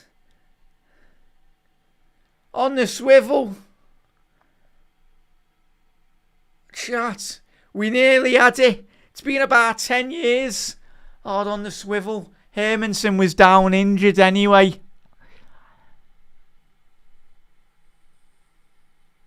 Oh, he's turned like a prime R9 in the penalty box there, Gomez. Nearly. It's on the swivel. Couldn't quite divert that on target. Come on, chat. Let's get a fourth goal from a corner. Ball in. Oh, it's cleared at the front post. Have we been practicing corners? Maybe. Can we attack the cop ends first half on a couple more times, please? Salah. Not done a foul there, chat. But tell you what. Now that would have been... What a mad ball that is by Fernandes. Liverpool hunting in packs. Here we go, Reds. Love it, lads. Go on. Excellent pressing, but they've got through here, West Ham, but just got to keep up that momentum. Sorry there, chat, there's been so much happening. 4 minutes added on. And if we score another goal, Anfield might start singing, "Can we play you every week?" Because, wow, what a game of football, first half of football we've had. Yeah. Virgil, have a word. Go over to Souček, lads. What are you doing? 4 minutes added on there, chat. For West Ham fans and West Ham players, they're begging for the whistle at the minute. But yeah, tell you, chat. More like the Liverpool of old. No need. Referee, he's not booked him there. Souček just shoving. He's a big lad, isn't he? There we go, Trav. Yeah. It goes. Yeah, I was going to say, it would have been, I think every... Yeah. Would have been... If Joe Gomez scores today, chat, just give him goal of the month anyway. Doesn't matter if Dom scores number 5 screamers, just give Joe Gomez Liverpool's player of the month. Well, goal of the month. And goal of the season. But just to cap things off today, if we can get a Joe Gomez goal, then perfect. That'll be the game of the season. But chat, thoughts? Plenty to go through at half time.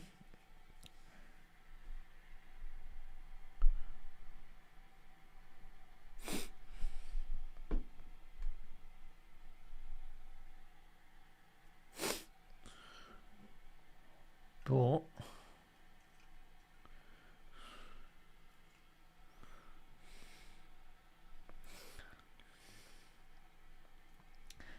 there we go. Yeah, chat. I'll be joining Gags.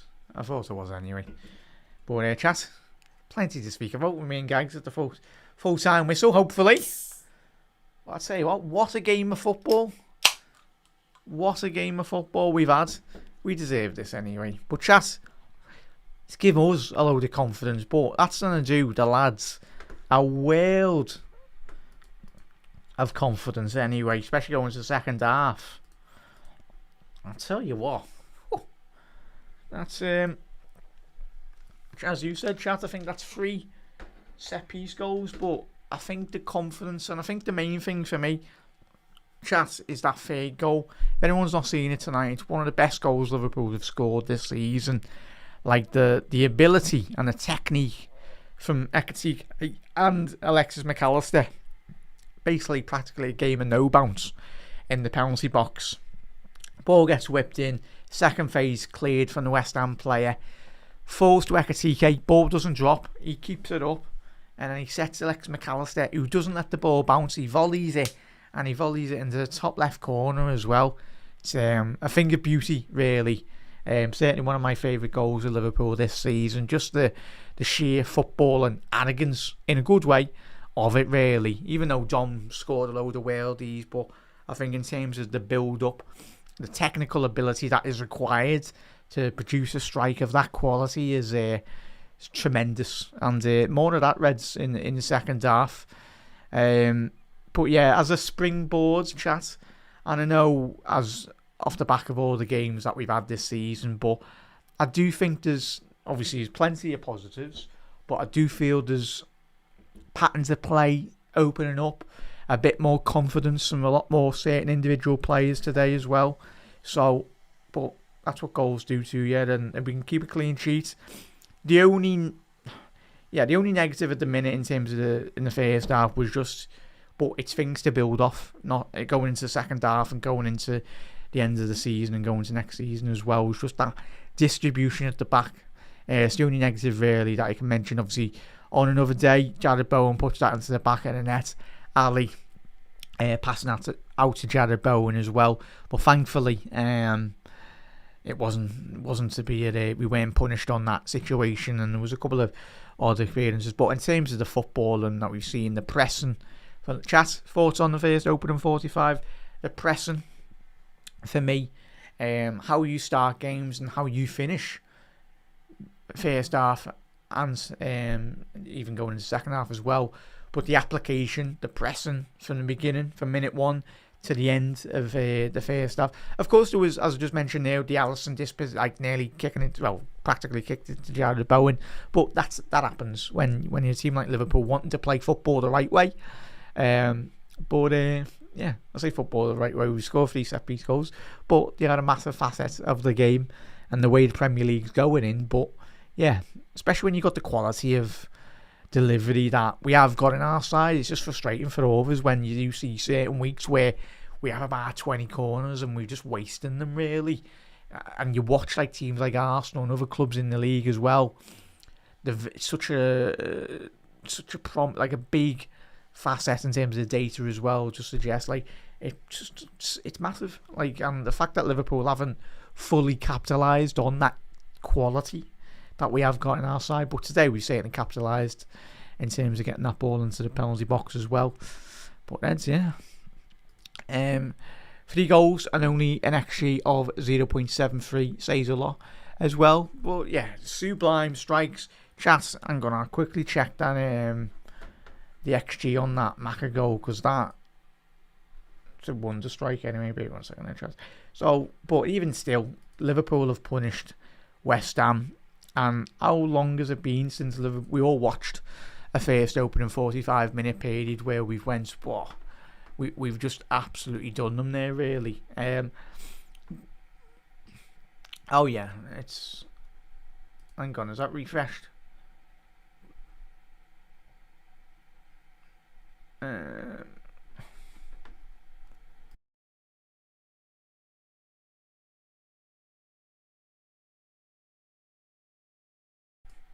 Sorry, chat.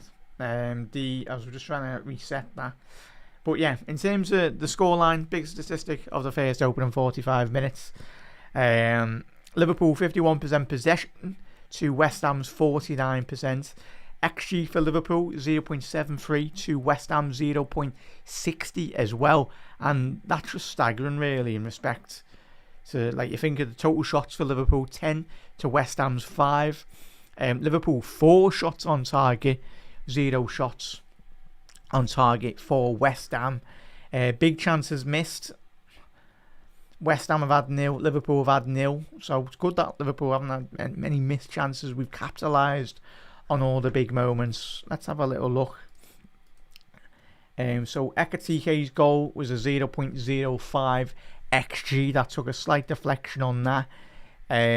Maka, Virgil van Dijk, XG. I think that's taken away a bit. Like, it was a phenomenal header, Reds. Like, he had three big West Ham players on him trying to defend. It was a 3-on-1 on the corner, and the ball whipped in. It was a man-mountain that Virgil is. But XG of Macca's goal is 0.09. But yeah, what a strike that was, Reds. And the fact that there's a couple of players on the line as well for Macca's goal just makes the strike even better as well. He's hit it into the roof of the net, so like just below the crossbar as well. So, and Ekatike's celebration, a gladiator celebration. There we go, Hugo. More of that, please, lads. Anyway, so let us know your first thoughts on that. But yeah, a fantastic game.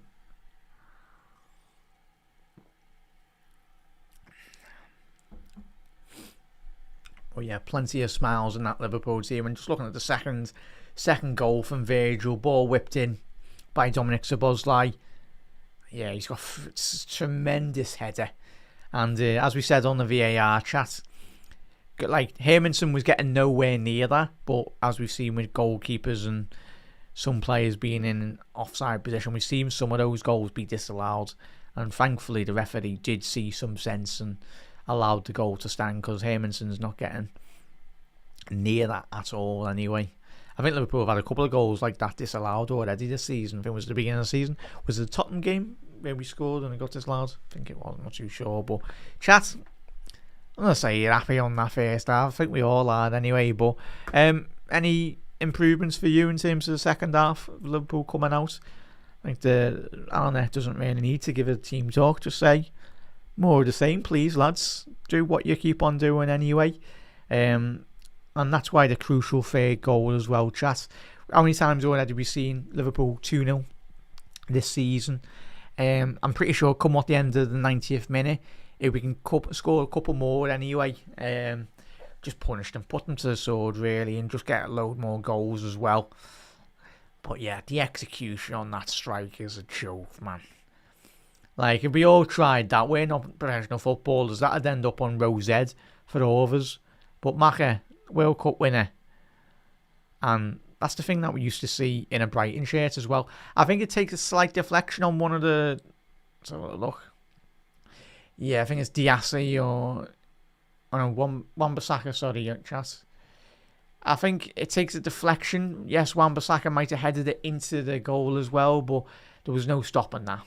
No stopping that at all anyway. Need to make sure that's gone down as a Macca goal. I think it would have. Yeah, it's gone down as a Macca goal. So there we go. Ekatike at the minute. He's got a goal and an assist. So, yeah, more of the same, Reds, if we possibly can. Yeah. Yeah.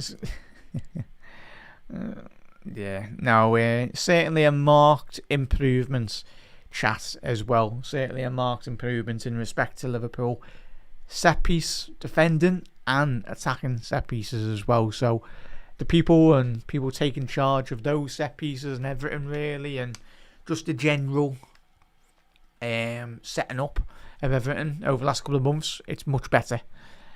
Much better anyway. But yeah, I think sometimes this season has just been a case of Liverpool just certain injured players switching off at the wrong time as well. But yeah, that's, of course, there's always room to improve, but we can have more games of that coming till now in the end of May for Liverpool. Be fantastic. Make life a lot more easier for us in the Premier League. But as it stands at the minute, Reds, Liverpool on 28 points. We're in 5th position as it stands here, on the same amount of points as Manchester United. We are 3 points behind Aston Villa, who are 3rd at the minute. Obviously, if you missed it, if you missed the game yesterday, Aston Villa dropped 3 points against Wolves, who are bottom of the table anyway. So that's a big pulse for us. And even if Arsenal would help us out really well, they need a guaranteed 3 points. They're playing this weekend against Chelsea. Arsenal at home, so if they can do the business against Chelsea, that would be fantastic for us. So if Arsenal could win that game, Liverpool will be 3 points ahead of Chelsea on the same amount of games played, depending on what happens tomorrow as well. But looking at Brentford, Brentford are on 43 points. So they're in the hunt for the European spot as well. Chat, who got the goals? Yeah, check now. For Brentford, is it Igor got all the goals? 3-1, sorry, chat. Oh no, Damsgaard's got a goal and assists. Igor Thiago has got 1. And Kevin Schade, who has been linked with Liverpool over the last couple of weeks as well. Obviously, Dave and Bart have done some fantastic podcasts over the last couple of weeks as well on the Brentford winger. So check that out anyway, winger/forward, Kevin Schade. So that is obviously on Snap Me Up as well. So you can check that out already on the YouTube side, or you can listen to it on wherever you listen to your podcasts as well. But yeah, they're 3-1. Burnley, Coyote own goal as well. And Newcastle, who are getting beat 2-1 at home. They're letting Beto score. I suppose he scored past us last season, so somehow. Or was it this season? It's been a long time. So you're looking at where Newcastle at the minute. Where are they? They're 12th, chat. Newcastle are 12th in the Premier League. It's been an absolute disastrous. And we know we've been bad, but Newcastle again showing and indicating why it's so important that they need investment. Well, I suppose that's why if they would have sold Isaac a lot more sooner to us, then they would have had a bit more time to actually bring in more talent in terms of the club as well. They've suffered in terms of playing European competition and Premier League football, but they done that, was it like 2-3 years ago when they were in the Champions League?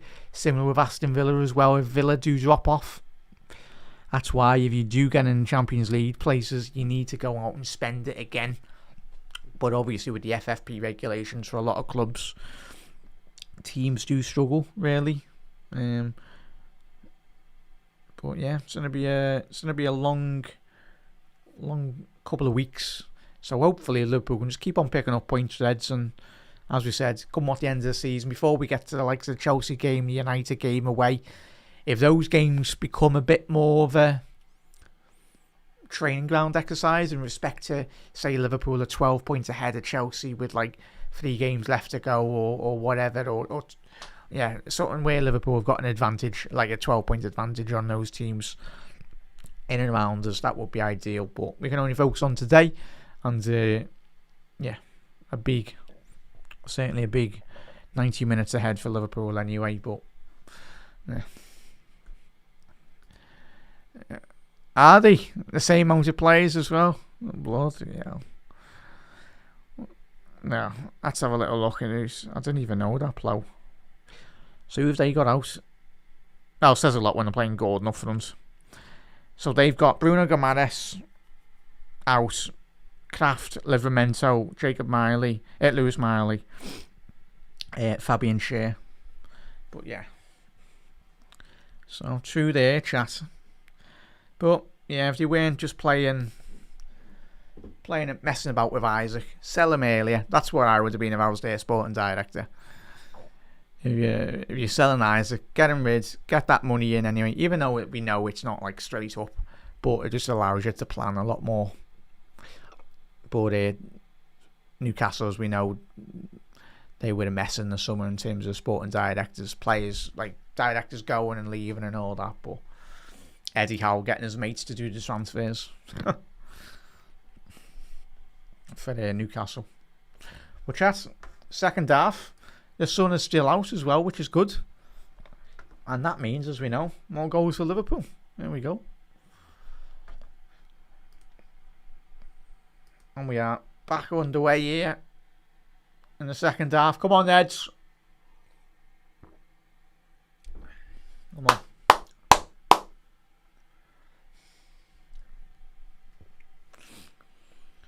Yeah, more of this, please, Reds. I'll tell you what, if we get corners, the sun is in the Annie Road end. Anyone who goes to ground, or I'm surprised he hasn't been wearing a cap. So if Liverpool get more corners attacking the Annie Road end, the second half, chat, just keep on putting in the deliveries that we have in the first 45. Oh, is it? So sorry there, Buzz. I should have seen that, but that's big, isn't it, miss? If we can. That's why it's goal difference, ideally. If we can get a couple more. So that helps, chat, innit? Get a couple more goals second half. Can't be missing out on Champions League football due to goal difference. That's mad, isn't it? But obviously, as we know, sometimes there's head-to-head records as well, and then. But if we can get another 2 goals, then you can start making your substitutions then. Because there's no way Liverpool bottle a 5-goal lead on the hour mark anyway, but touch wood. But just allows us to rotate some of the players that have played a lot of football. And it gives an opportunity for the likes of Rio and the other lads to get a lot of very valuable minutes as well. Excuse me, Chris. Is that a foul on Dom now? But yeah, if anyone's ever sat in that Abbey Road end, like the sun in the second half beams down on you a lot. So we can use that to our advantage in respect to the goalkeeper not position. Just whip a corner in. Right on the goalkeeper.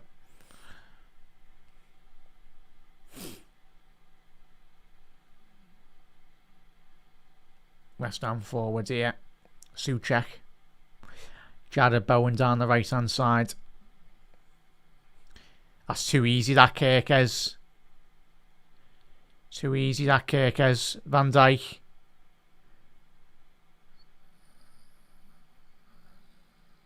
Oh, it's sloppy. Why have you lost the ball there, Hugo?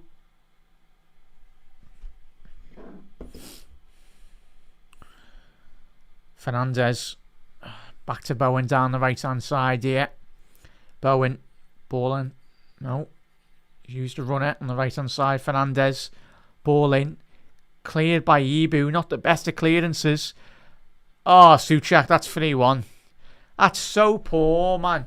Switch on here, Liverpool. I tell you what, as we said with Juve, it's what he does. His delivery. Oh, is he off? Oh, is he going to be onside there? But that's 3-1. Chat. And the mentality, really, second half, as we said, needs to be there. But as we said, chat, Juve's ability to whip a ball in. And all the lads in the middle have just switched off there. That's poor, really. So poor. Just runs off the back of them with far too much ease there. Just lazy defending as well, chat. That's what we were saying, though. That's a long way to go. Just a silly goals you can see. But fair play, West Ham. Souček. Isn't it getting checked? It's getting checked. The first ball to Jared Bowen looks possibly offside. But I've only seen one angle on this. Sorry, chat. Oh, hang on. I've got to see the angle now. It's better. He looks offside with his shoulder. Go on, disallow it. He looks offside and for me, chat, but go on, disallow it. Oh, it's been given. Come on, ref. It was given there, chat. Yeah. Yeah. Running off the back. But yeah. What do the West Ham players do, man? Get out of our half. It's not Sunday League football. The lads haven't even kicked off here. But now we find out what Liverpool's made of in the second half. Come on, Anfield. Wake up here, man. In the second half.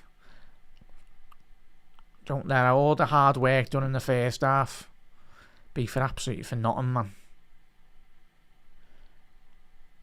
Like, it's a very long time since Liverpool got a whole 90-minute period where we're dominant in it.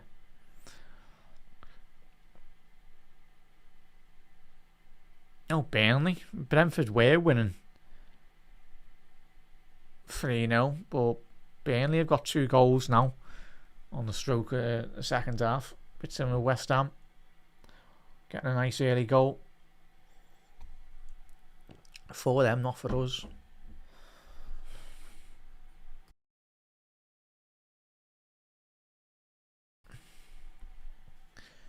Oh, Gravlar. Come on, lads. Communicate. Talk to each other. Where's our defence gone here? What's happened at half time? Chat.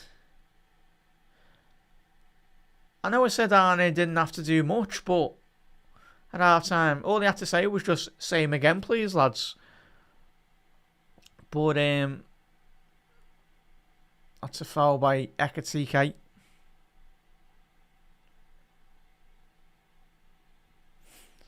Yeah.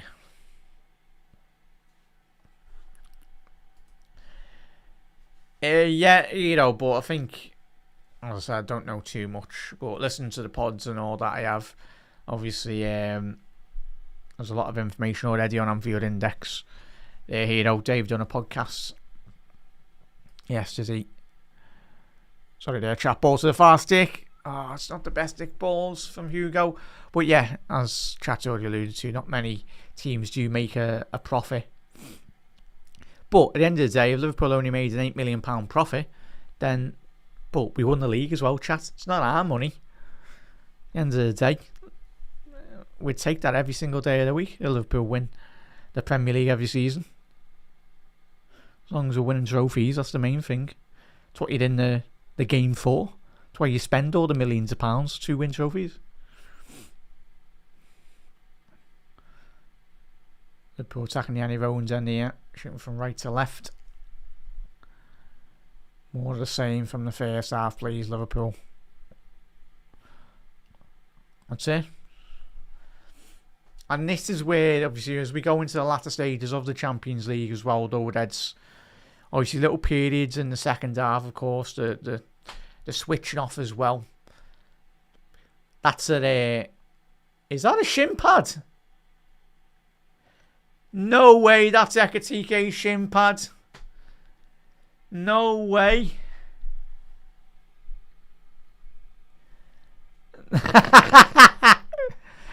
Oh, no. Gakpo, oh, lads, he's missed it, the far stick. Should have been 4-1. The ball bounces 2 times inside the penalty box. What a ball. What a throw-in that is by Gomez. Oh, Cody, lad, he's gone for power rather than accuracy. Oh, he's put that in to the stand there, man, into the West Ham end. Cody, lads, that should have been a pivotal moment. Hopefully we're not ruining that missed opportunity.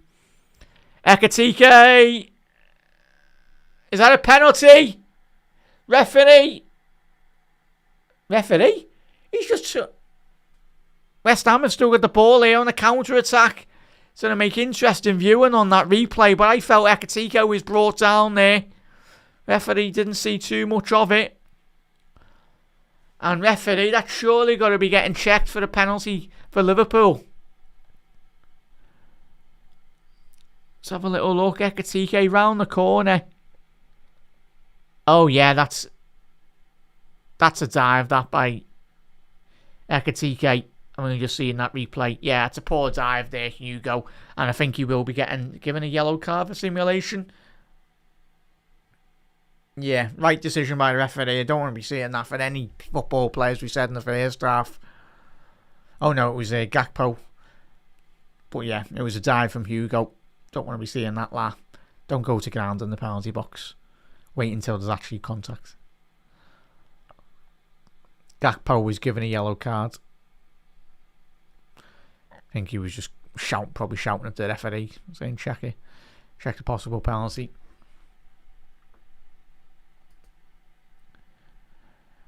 Yeah, it's football, mate, innit, Matthias? It's football, that.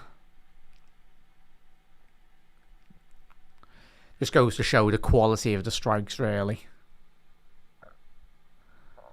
Well done. Lads, switch on here, man. Gotta be very careful here, lads. Once West Ham are slicing us open, but as we said in the first half, Liverpool were just guilty of giving West Ham the ball. Didn't have to do much.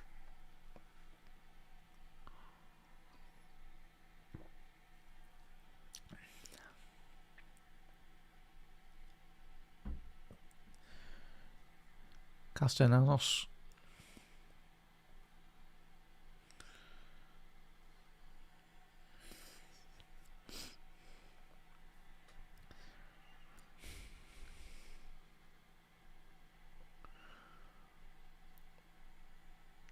Oh yeah, it was chat. It was the yellow card for Cody for the pulling of the shirt.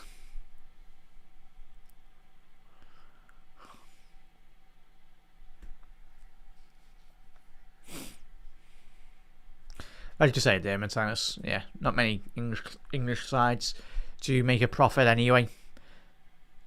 Yeah, but at the end of the day, any owner for Liverpool within the business to win trophies. We're on in the business to sell Taylor Swift tickets or NFL tickets, to say the least. Obviously Tottenham with their great stadium and all that, fantastic, but at the end of the day, it's a football stadium for a reason. It's to win trophies, not be just a stadium just for concerts. Even though they do generate a lot of money, of course they do. And he played a massive part in Liverpool's financials. It's great, but Champions League runs deep into competitions, winning it. Win the Premier League TV rights money as well. All plays a massive role.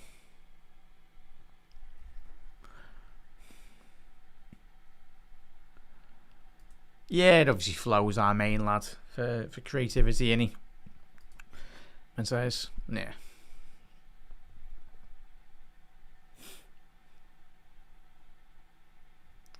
But how many times have we seen already this season? Well, great closing down there.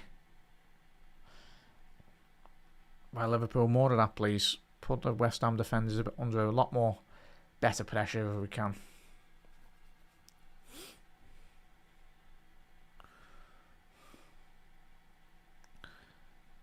Well done, E-Boot. No touch there. Kirkes, not the best of touches there. Well done, Macca. That's more like it, lads. Oh, Cody, lads. Just couldn't control it there, unlucky. It's an excellent interception there by Alexis McAllister, but just couldn't quite get the right touch on the ball there, Cody. Got the ball stuck under his feet, and Macca had to result to just bring down the West Ham player there, sadly.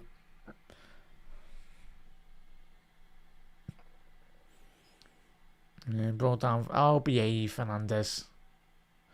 It's a foul, not a more. But yeah, I do find that a bit mad though, Chacho. The footballers, the size of the shin pads, no reason. You understand why some players are getting injured. Madness, but yeah. Certainly not, mate. It's concert tickets. What is it? It's a couple of £100. Well, feels like you're paying £100 anyway.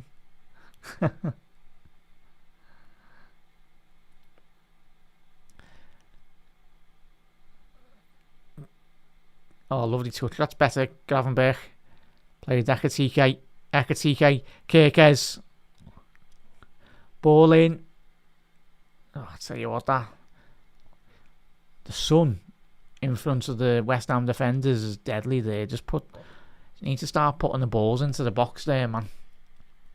Sure, going to be a foul on Ekatike there, ref. West Ham's on the right hand side as we approach the hour mark. Take your time, talk, please, Reds. Oh, Virgil, what are you doing, lad? It's missed past that as well. I'll tell you what, it's... Oh, what are we doing? Bowen. Just shake our head sometimes watching this Liverpool team defensively try and pass out. We can't play out from the back some weeks. And we got away with that then again and again. The distribution from our lads at the back is horrendous.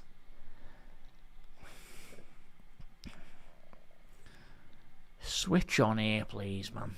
Come on, Reds. Heart in your mouth stuff if you're in the ground or everyone watching around the world. Somerville, it's absolutely sent Canate. It's going to be a corner there to West Ham. And I tell you what, Reds. Yeah, as you said there, Plough. A lot of individual errors and hopefully no more lead to any more goals, but architects of our own downfall in the opening second half period here for Liverpool. But that's been the story of our season, hasn't it, Chat? Just playing into opposition teams' hands. West Ham's third corner. Ball in. Cleared by Virgil. Right, lads, come on, press out now. As Virgil's saying, higher line, higher line. Certainly the pressing, just on the eye test really, Chat, the pressing has dropped off an absolute cliff the second half. Yes, you're winning 3-0, but oh wow, Brentford have bottled a 3-goal lead. Wow, hopefully we better not do that today. And Hermanson collecting that as well.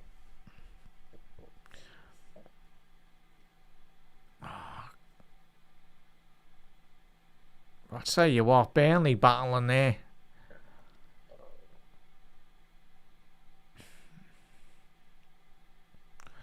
But we've conceded 1 goal in the second half there. Yeah. But it's just mentality though, Chat, to say. Mentality, second half. That's the one thing that's let us down this season. Being far too relaxed. Second half, it's all about game management.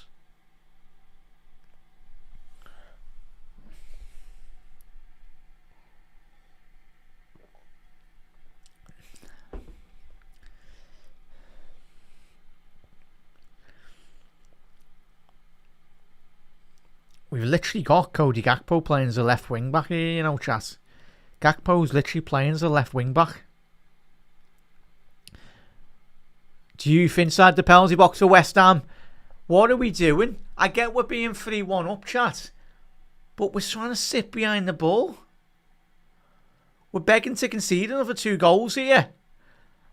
Ali, Chat, I don't understand. Yes, you want to be sitting behind the ball, but we've got Cody Gakpo playing left wing back here.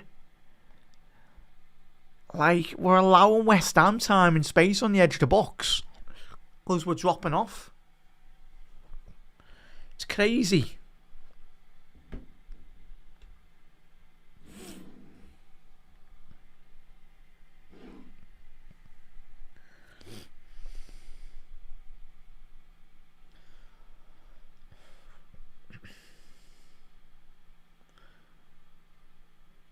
Well done, Maka. Okay.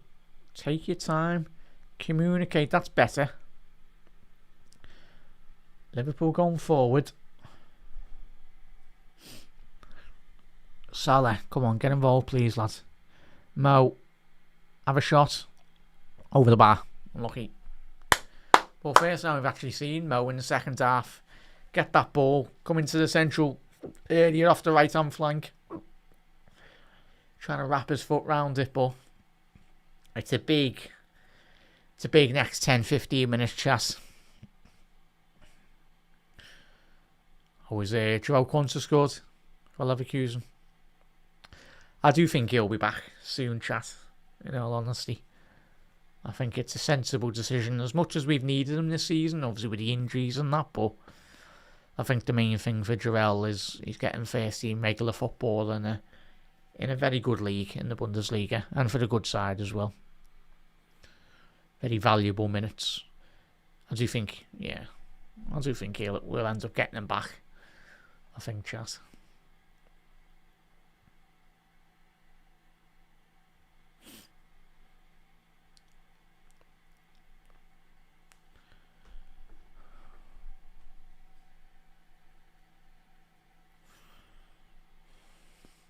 Chat, if you haven't done so, do drop a like, share, and a subscribe as well, Reds. Hit that subscribe button. New to Anfield Index. We got the late. We see the Gag standing show following the full-time whistle here. I'll be joining Gags, taking apart the game anyway. And obviously you have the post-match raw. Trev and Dave and lads analysing all the big moments of the day. But again, hopefully we don't concede any more goals anyway. But the second half, some of the decision making, but it just goes to show that we need to start playing more whole 90-minute games of football. At the minute, first half was fantastic, capitalising on all the big chances we had. But just that mentality of just switching off, it's so important, man. Because if you have a 25-minute period like this against Paris Saint-Germain or a Galatasaray in Europe, you can really get punished. So, it's just so important. There's got to be a foul on Kirkers. Just got to be careful, man.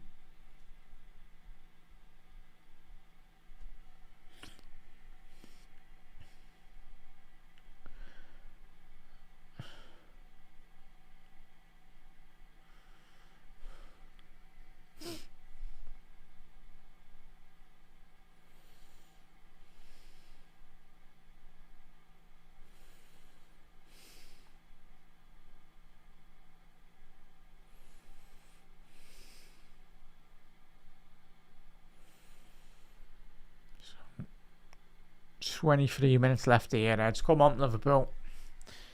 Ali with the ball inside his own penalty box. It's going to be very interesting. West Ham go a bit more high up the pitch anyway, but Liverpool just need to continue to, get the pressing back into our game. Get back into what we were doing in the first half. There we go. A bit more space here for Gravenberch to run into. Ekatike. He's got a ball ahead of him to find Joe Gomez. That's going to be a corner to Liverpool. It should be. There we go. And we've got one of those corners that we were saying, chat. With the sun in front of the goalkeeper's eyes. It would just look like it's gone into a bit more shade now anyway. So it's more or less affecting only the corner kick taker in Salah and Dom. It's going to be an in-swinger or out-swinger. It's going to be a in-swinger from Mo. And we're taking this corner. Salah, ball in. Oh, Hermanson. He's flapped at it. Liverpool have still got it at the far stick. So what's an excellent corner by Mo. Kirkes. Not the greatest of clearances. Go again here, Eds. Get it out, back out wide. Especially when you got your centre halves. McAllister on the edge of the box. Little give and go. Great feet by Hugo. Ball down to the left hand side. Cody Gakpo inside the penalty box. Get in there, Cody, lads. Here we go. Took I think 2-3 deflections. But we take that, Eds. A crucial goal, and hopefully it gives him a lot more confidence. And finally, hopefully now we can kind of relax for the second half, even though there's still plenty of minutes to go anyway. But yeah, a much needed goal. And Ekatike driving in off the left hand side. Gakpo, takes the deflection off Wan-Bissaka, but it doesn't matter. It was going on target. But there we go. If we could all pick a goal scorer today, I think we'd all pick Cody Gakpo. And as I know a lot of you mentioned, chat, given him and Salah haven't really got the goals that they've wanted, but Hopefully Cody, there we go, that. Those own lads. Gives him a bit more confidence, bit more belief as well. Here we go, chat. Cody Gakpo getting the 4th goal. So, chat, are we back on the same amount of goals? We're on the same amount of goals difference, obviously with the goal that we conceded. So we're back up to Man United's goal difference. Oh, there we go, chat.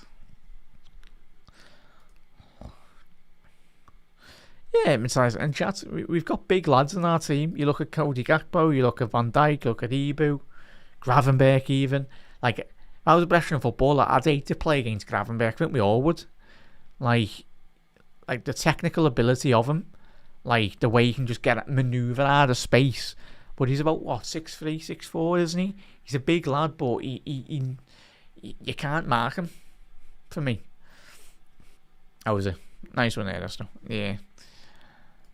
Nah. But yeah, just if we could all pick a goal scorer today, I think we could all pick Gakpo just to give him a bit more. Certainly he's lacking a lot of confidence over the last couple of weeks. He knows his performances haven't been up to the level in which we did see last season. But it's not just Gakpo, there's a couple of players this season, but just more goals like that give him more confidence and belief. Oh. And Adama Traore coming on. Kirkers, lad, switch on. Yeah, Adama.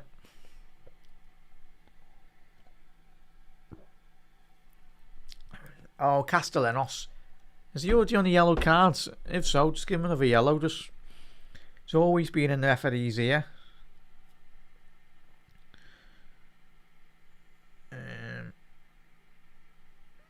No, he's not on the yellow. Thought he was, but it's Magassa, that is, on the yellow. Okay, Kez going forward. Yeah, hat-trick of contributions for Hugo Ekitike. And I can't remember. Did I put him as my captain? I hope I did. Probably not anyway. It's got to be a foul. Well done there, Hugo. That was better when you've got the ball anyway.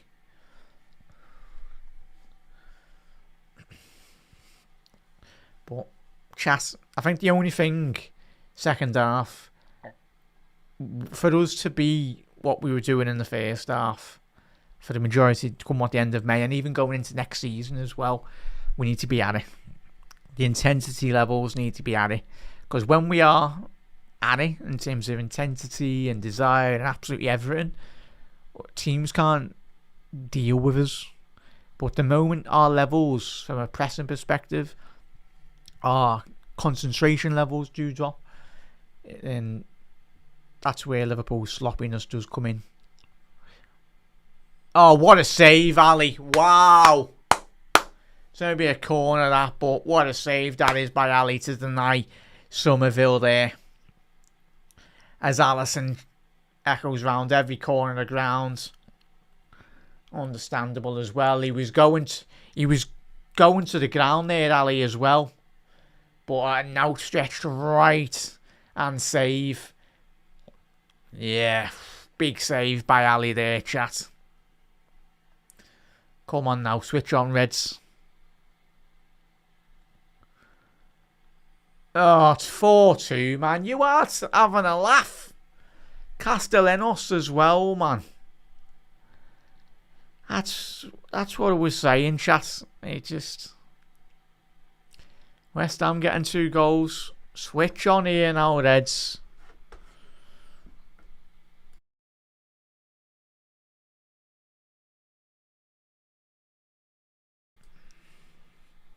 That is a ridiculous goal to concede there, chat.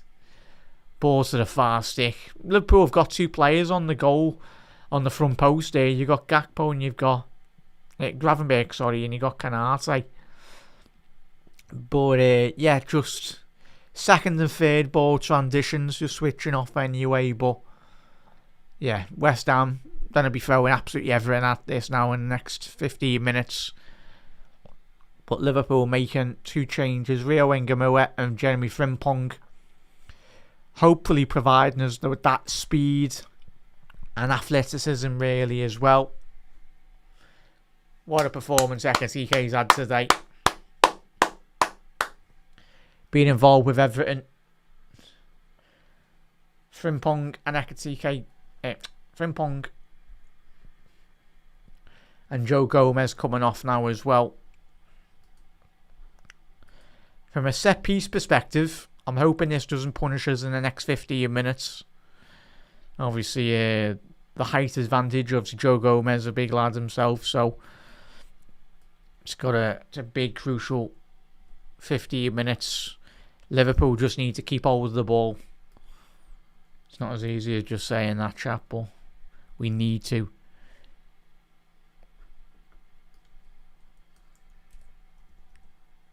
Seems to keeping hold of the ball and very much recycling the possession.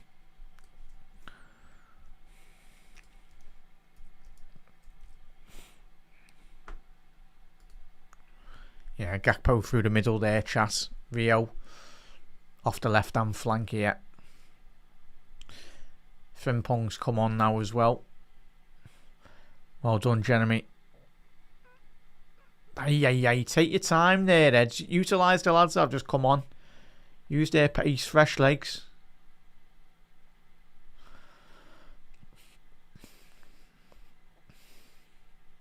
Jared Bowen against Kirkes. Ball in, it's a far stick. But in transitional play, yeah, Souček over the bar. On the edge of the box there, he slipped. But it's in those little passes of play there on the edge of the box. Liverpool just need to show a lot more better composure and just take our time, utilising the lads that have just come on, use their pace. Yeah. Yeah, it's still, as we said in the first half, like, just concentration levels. You need to be at it over like a 90 plus Champions League side. It's just concentration, man. Concentration at the elite level. Dominic Szoboszlai. Gakpo. Oh, he's robbed it off Salah. What are you doing, lad? Salah inside the penalty box. Everyone from West Ham's back in there now. Frimpong down the right hand side. Well done, Jeremy. That's got to be a foul there, referee. Well done. Well done, Frimpong, lads. He's one of the quickest fullbacks, or one of the quickest players in European football when he gets going. Frimpong, even from a standing position there, just puts the ball around. And Somerville's not the slowest either. He's a quick player, but Jeremy Frimpong just left him there like it was nothing. And Somerville getting a yellow card there. But even in this position now, is it Burnley 4-3 chatter? I'm not saying nothing. Especially when our game's 4-2. That's a big, if they can get those 3 points, chat, it's big 3 points for them. Be a big 3 points for us as well if we can get these. As I say, just look at Dominic Szoboszlai on the edge of the box here. Liverpool's free kick. Right hand side of Burnley's box. Right hand side. It's more or less an angle of a corner really, but a bit closer to the penalty box. It's got Salah standing over it. Yeah, it's going to be I think Salah's going to have a little shot here. He's going to try and aim for that top right corner. Or top left corner from we're viewing it. Goalkeeper's top right. Salah over this. Ball in. That's straight at the goalkeeper. Liverpool got to be careful here. 10 minutes left to go. And when you got the pace of Adama Traore on the counter-attacks.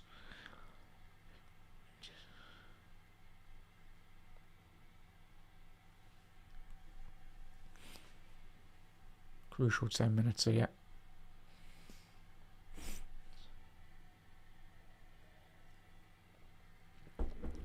Wan-Bissaka.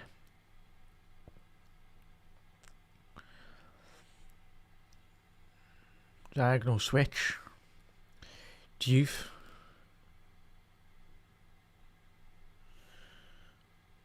Take our time. Let's see, 3.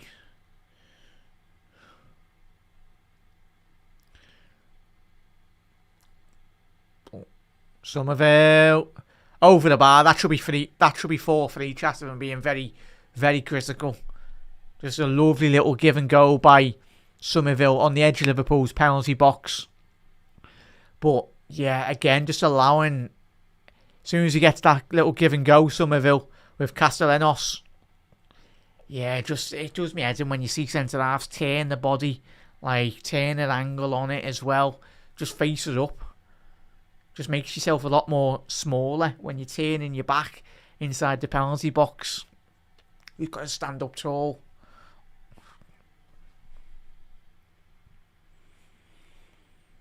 Kirkes on the left.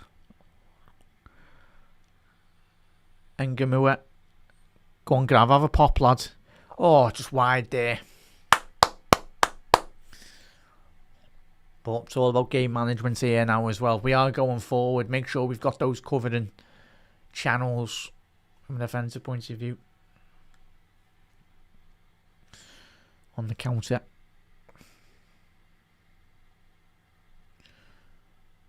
McAllister.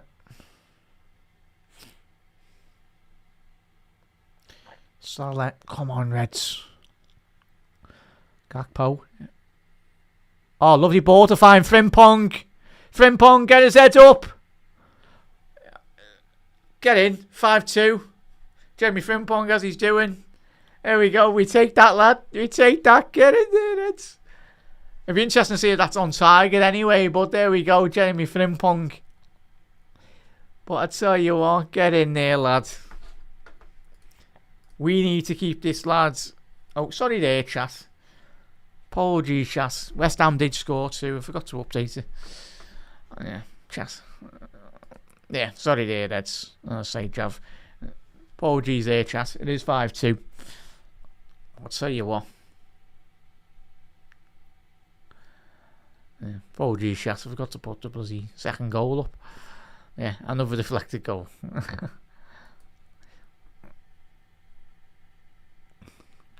Oh yeah, that's certainly not. That should be an own goal, that chat. Oh, yeah, apologies there, Reds. Yeah, West Ham did score 2 goals. And it's been a great game attacking wise.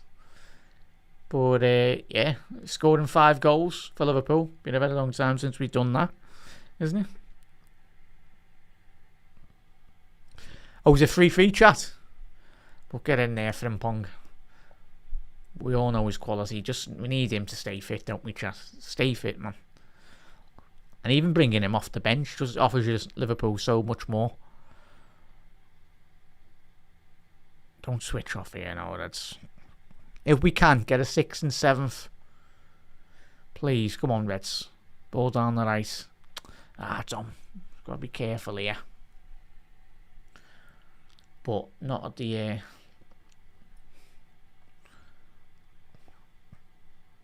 well done, Ebu. Take your time there, Ali. I'll quickly check if that goal's gone down as... Yeah, I was going to say, chat, it's a Diassi own goal.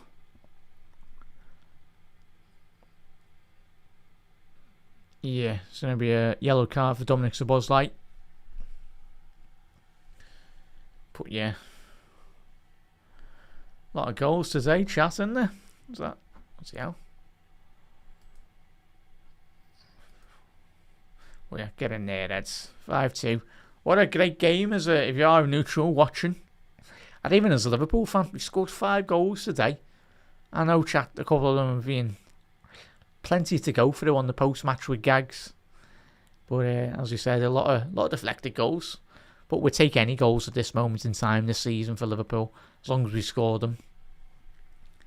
We'd all take another 20 deflected goals till now the end of May in the Prem. As long as it meant Liverpool getting Champions League football. Trey Neoni's coming on as well, chat. Is he going to be coming on for Maka or Dom? Probably Dom, given he's on a yellow, hopefully. Oh, Gravenberg's coming off. Well done, lads. Well done, Grav. Big performance from you. Much better. Much better. Oh. Tell you what, chat, attacking wise, from Liverpool's midfield, so important. From an attacking sense, really good, man.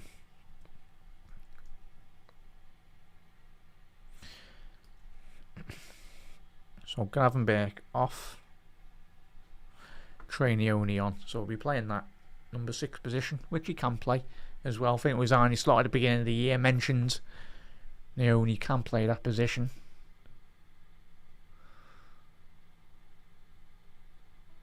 Go on, Ibu, take your time there, lad. Oh, little drop of the shoulder there by Ibu. Where you going, lads? Make your mind up. and Dominic Szoboszlai's going, what are you doing, lad? But fair play, Ibu. That's it. Eating into the time, really. Take that foul and then... Yeah, a couple of... Yeah, for us... Yeah, a lot of goals today. That's just refreshing to see Liverpool score 5 goals. Chat. I know one of them's an own goal and that, but go on. Rio and Gamu inside the penalty box. Rio, just a shot on target there. He done well to drop the shoulder, and there's a West Ham player still down here. That's going to be our ball as well. Hopefully the West Ham player's okay anyway, but he nearly had that Rio and Gamu. Little change of space. Change of pace, chat. Off that left-hand channel, drifting in. He just glides past Adam Wan-Bissaka like he's not there. Anyway, in a bit, lads. And he's just tried to dink that and elevate it over Hermanson anyway, but couldn't quite get the right execution on that final finish. It's a little stabbed. It was a bit similar to Ekatike's goal, where he just tried to, not today, but Ekatike's goal against was a Sunderland, where he just stabbed it across the goalkeeper, but on that occasion Rio couldn't quite get the right execution on that finish. Yeah, all good, buzz. Yeah, fingers crossed, mate. So chat, 3 minutes, no more goals conceded here, please, Reds. There's a couple of shouts for man of the match, chat. That's a good thing, I think. Yeah, certainly. Chat, player of the match for you. But I'd say at the minute, I'll speak to Gags in a bit anyway, but yeah, it's I made up our lads in midfield, contributing, getting goals, getting assists.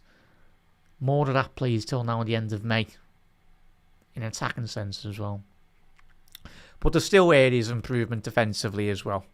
But that's what we should be doing, obviously, finishing this season, improving on that. But if I think we can do that in the next couple of weeks, certainly, as you have alluded to, chat, spot on, in the Champions League as well. If we can do that, just stand us in a lot more greater stead going into next season's campaign. Go on. Intercept that. No. Yeah, they've all had a very good game, chat, I'd say. Going forward. But, the way they set up today, though, chat, with 5 across the midfield, but as we said, getting a goal in the first opening 5 minutes helps settle the nerves of everyone in the ground, and getting 3 goals in the first half, it's pivotal, man. So pivotal. Yes, we do switch off in the second half, but it's one of them. West Ham, they're fighting for relegation. They're going to be throwing absolutely everyone and everything, really, and they're going to go for it. Yeah, sister. Happy to score as well. Yeah, keep him fit. Nice. Yeah. For me, chat, I'll give you my player of the match. I'll go Ekatike, I think, for me. As I said, hat-trick of goal contributions, a goal and 2 assists. I think he's been tremendous today. There's been many great players, but for me, chat, I'll give Hugo Ekatike man of the match. He's led the line much better than what he did against Forest. But Liverpool have been able to get him, been able to get even Gakpo on certain moments, and even Salah more into the game. That's probably been 7 minutes added on. West Ham fans want to get off here, referee. They don't want to be conceding another goal here. West Ham fans are going in the away end. It's 5-2. Well, yeah, there we go, chat. 7 minutes added on. More minutes for Liverpool to get a couple more goals. Would be nice. There we go. You can't see Diassi's just come out of a different angle there. The blind side of Cody didn't mean that at all. Just they're coming together there.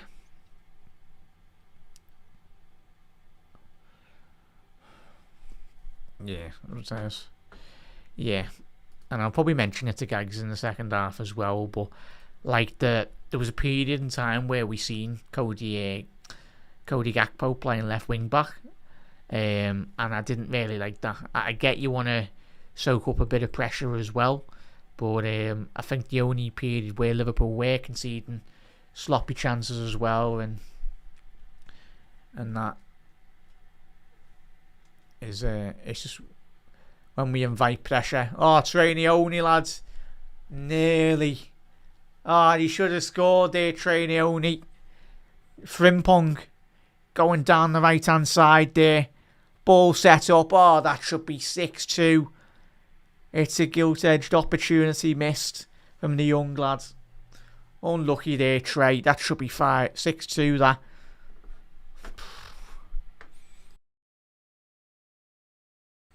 But yeah, what a miss that was, but you can see from his disappointment there.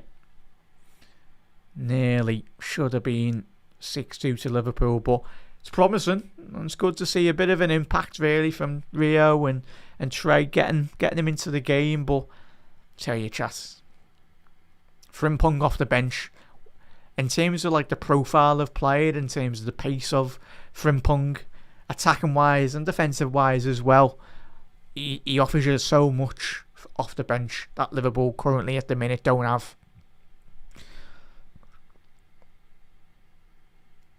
But played 2 minutes of the 7 minutes allotted time. Salah, move referee. Mo, pass the ball, lad.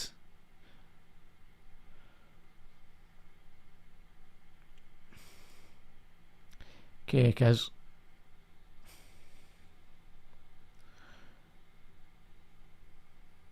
No, give and go there.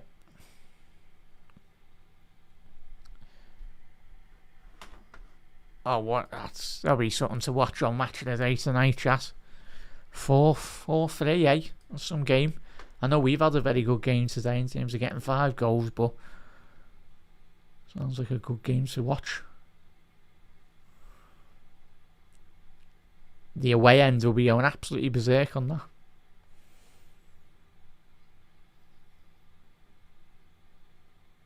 But chat, get your player of the match in. For me it'd be Hugo. But I've been very impressed, as I mentioned, with Gags, the midfield. But chat, was far from the finished article here anyway. Still many layers of Liverpool's game to improve. But we can pick up form at the right end of the season, the crucial moments in terms of the Champions League and Premier League as well, then sounds. But Flo's gone with Hugo. Yeah. But yeah, it's stark contrast from obviously the Forest to the Liverpool to this game against West Ham, and is it with Hugo? We just couldn't get Hugo or Salah or Gakpo and the other lads into the game, sadly. But obviously it's a different animal really when we're playing at home. But we've seen already on a couple of occasions, even when we played at home, the intensity sadly hasn't been there. But today it's been there from minute 1. Go on, Cody, get a second goal, lad. Salah inside the penalty box. Oh, he's trying to play. Unlucky there, Mo. And he's trying to play. And Salah's had a good game as well today, chat. I haven't seen a data from him, but he's really worked hard. They all have today, lads. As I say, a couple of hiccups at the back, but it's what happens when you're playing a lot more better, expansive football. Sometimes you leave yourself a bit exposed at the back, but when you score them 5, it's enough to win any game of football, or every game of football when you score them 5. And it's not many times we've had that said. We've scored 5 this season, is it?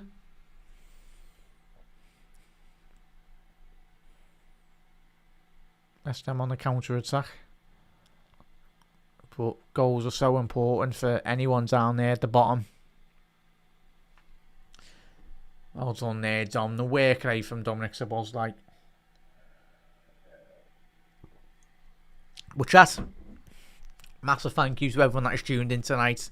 Obviously, if you are subscribed to Anfield Index, of course, you'll be able to listen to the post-match Raw and the Gag Standing Show as soon as they are released anyway this evening. I'll be joining Gags in less than 3 minutes time here on the Gag Standing Show. I'll see you there anyway. But if I don't chat, have a lovely start to your weekend anyway. It's better when Liverpool banging 5 goals in it. And it's the most important thing. Liverpool showing a lot of promise today as well. But still areas to improve, of course. But just small steps at the minute this season for us. But we've been very thankful that Liverpool have scored, 5 goals today against West Ham. Could have easier been a couple more as well, where we had our shooting boots on a bit more. Just changing that scoreline. There we go. But that's the 7 minutes out of the ARF. Come on. But make sure you like, share and subscribe to Anfield Index as well, Reds. Plenty of shows on the horizon. You have Daily Reds already today, but that'll be live tomorrow in the morning. Daily Reds. And that is full time here, Reds. A huge result for Liverpool. That is more like the Liverpool of old in terms of getting all those goals as well. We've been spoiled rotten here. 5 goals. But more of that, please, Liverpool. But a big game for Hugo. Big game for everyone in red today. More like Liverpool of old today. We can just keep on doing that. Keep on working hard as a collective. And Trainioni's a bit disappointed with him missing that chance. But Trey, keep on working hard, lads. And all the Liverpool players, you'll get your opportunities. And they'll come again anyway. But Reds, I'll see you. I've been Jack McIndoe on Matchday Live here tonight. Right, I'll see you very soon. But if I don't see you, have a fantastic rest of your weekend, Reds. I'll be joining Gags in a little second, so quick turnaround here. But Reds, look after yourself. Liverpool. Oh, sorry there, chat. We have finished. Stop that clock there. There we go. There we go, Reds. I'll see you very soon. Obviously, quick turnaround. Football's coming thick and fast here for Liverpool. But Reds, have the rest of your day. I'll see you in a little second on the Gag Standing Show. Ta-ra, Reds.